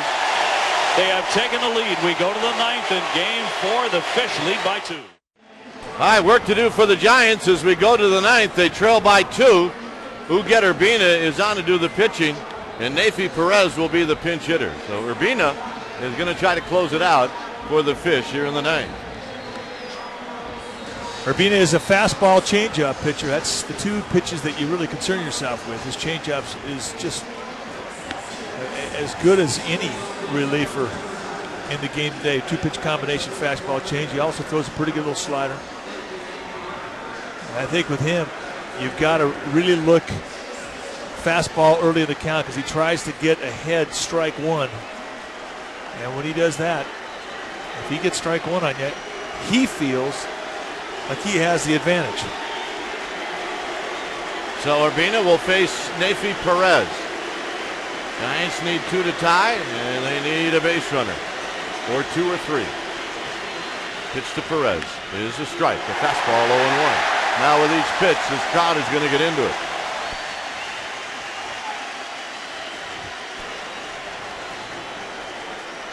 Snow to follow, and then Torrealba. The pitch to Perez is low. 1 ball and 1 strike. And there's the changeup. Be very wise for Nafi Perez to play the role of a leadoff hitter. 1-1. Here's the pitch.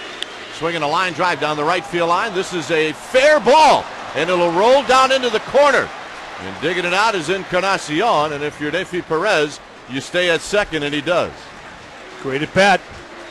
He made a mistake. He dropped it down and in, which is Nafi Perez side of the plate, and he rakes it down the line, and now the tying run comes to the box.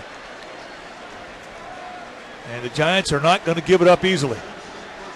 Well, here's JT Snow. Snow has a couple of hits. He's 2 for 3. 65,464 here this afternoon. So here's Snow.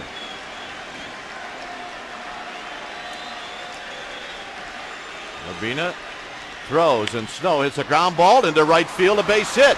Perez is going to be sent in, and Encarnacion will not throw, and it is now 7-6. JT Snow beating him early. That's what you have to do with Urbina. He likes to jump out there and get that first strike. And JT Snow, knowing this, as all the Giants hitters do, sitting in the bushes for it. So a little fastball, thigh high, middle in, and he rakes it, finds a hole, and here we go. And Pedro Feliz is going to pinch hit. And who looks for fastballs on a first pitch better than Feliz? Nobody.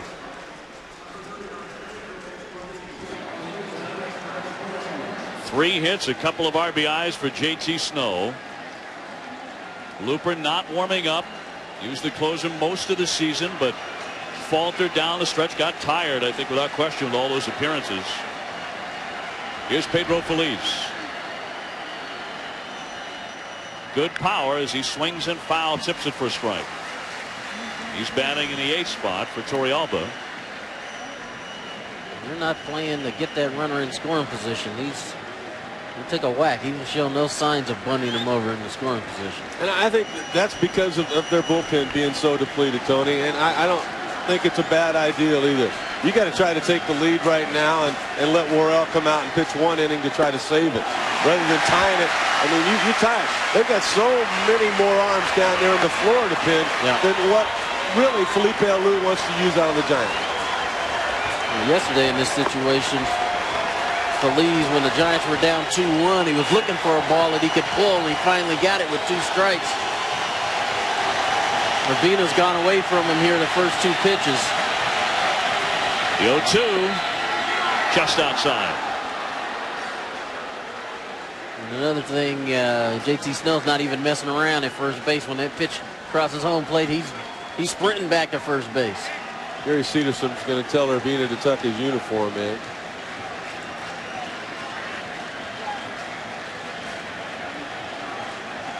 Snow has already been picked off over there at first base once today. That was back in the 6th inning.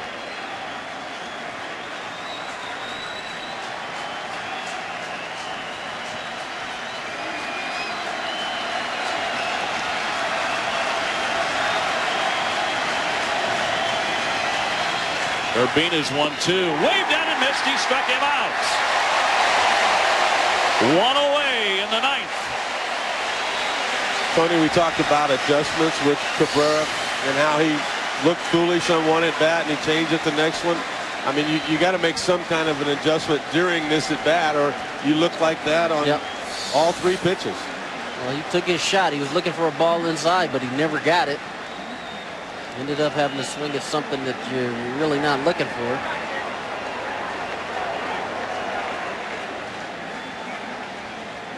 And that'll bring up Benito Santiago, who a decade ago crouched behind home plate in this very ballpark. And the very first pitch thrown in Marlins history, which was a strike from Charlie Huff, 1993, was caught by Benito Santiago. He was their very first catcher. And he also blasted the first franchise home run for the Marlins. And how about this? It was on the road in San Francisco.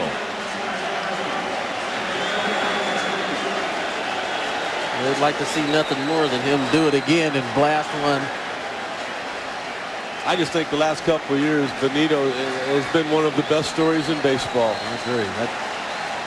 He's a lot more patient now than he was when he first came up. He's become baseball's Lazarus with this comeback of his. He takes a strike. He used to swing at that pitch and hit you the nicest ground ball to short.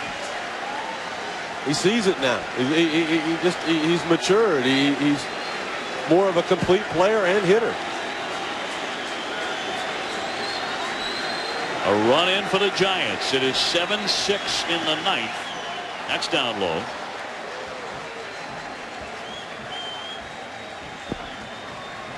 A man on at first as the Marlins look for a double play ball to end it and send them to their second NLCS. When they went in 1997, it was after sweeping the Giants in the division series. And the Marlins would go on to win the whole thing. 1-2. A vicious swing from Santiago.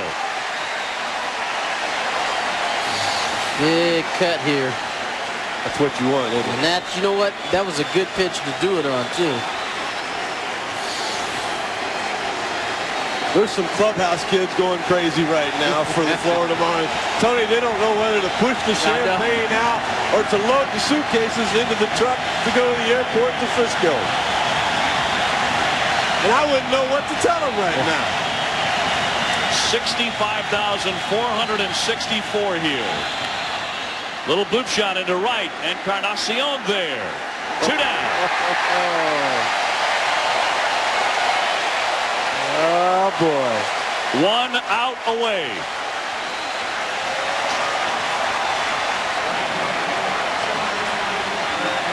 When you get this many people to show up, you know it's something special. And this really has been a special series. And what an effort by Jack McKeon and the Florida Marlins.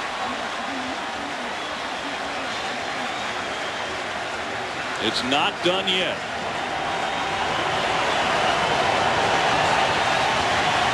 Ray Durham climbs in. 2 down.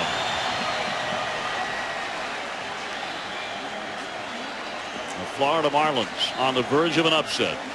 For the Giants, despite 100 regular season wins and a dominating 15.5 game first place finish to win the West, they have come to the brink of elimination in round 1.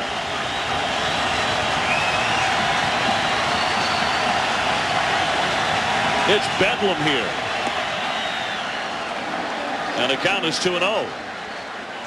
See, Urbina knows he can't afford to make a mistake in right here. He's been pitching all these right-handed hitters away. And that's in the Durham. If you make a mistake to him, a good chance he could go deep.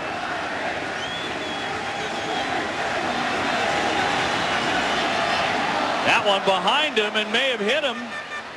And I think it did. It got him. He's been hit by the pitch.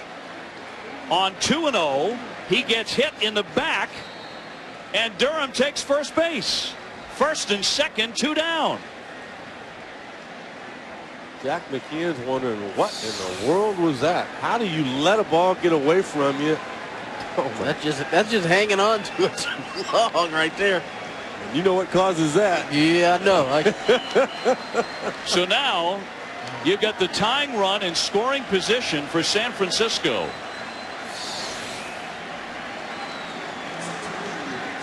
That's JT Snow. If he scores, we are dead even again. Nothing surprises me now. Man, oh man. Some of the Marlins can hardly bear to watch. The emotions for both sides. I thought he was in pretty good shape till I saw that last pitch. I mean, there's nerves involved when you miss by that much. You can't let it go. Hammonds 1 for 4. Loop shot into left. Here comes Conine. He can't get it. He's throwing home. Snow trying to score. The tag. A collision. He is out at home.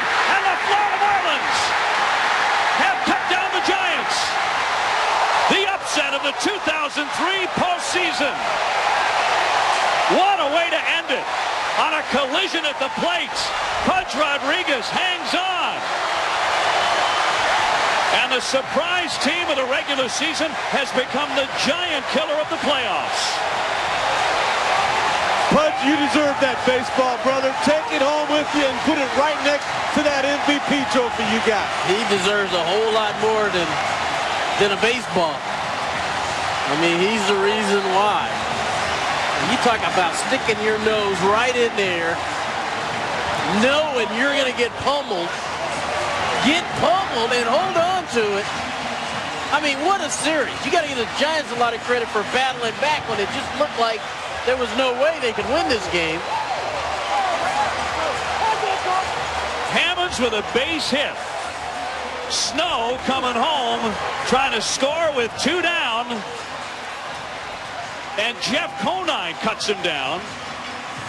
This the final play to send the Marlins into the National League Championship Series. Well, how amazing is it, Dave, that Pudge Rodriguez scored on exactly the same play. He had a collision. He was able to knock the ball loose. No way that baseball was coming out of his glove.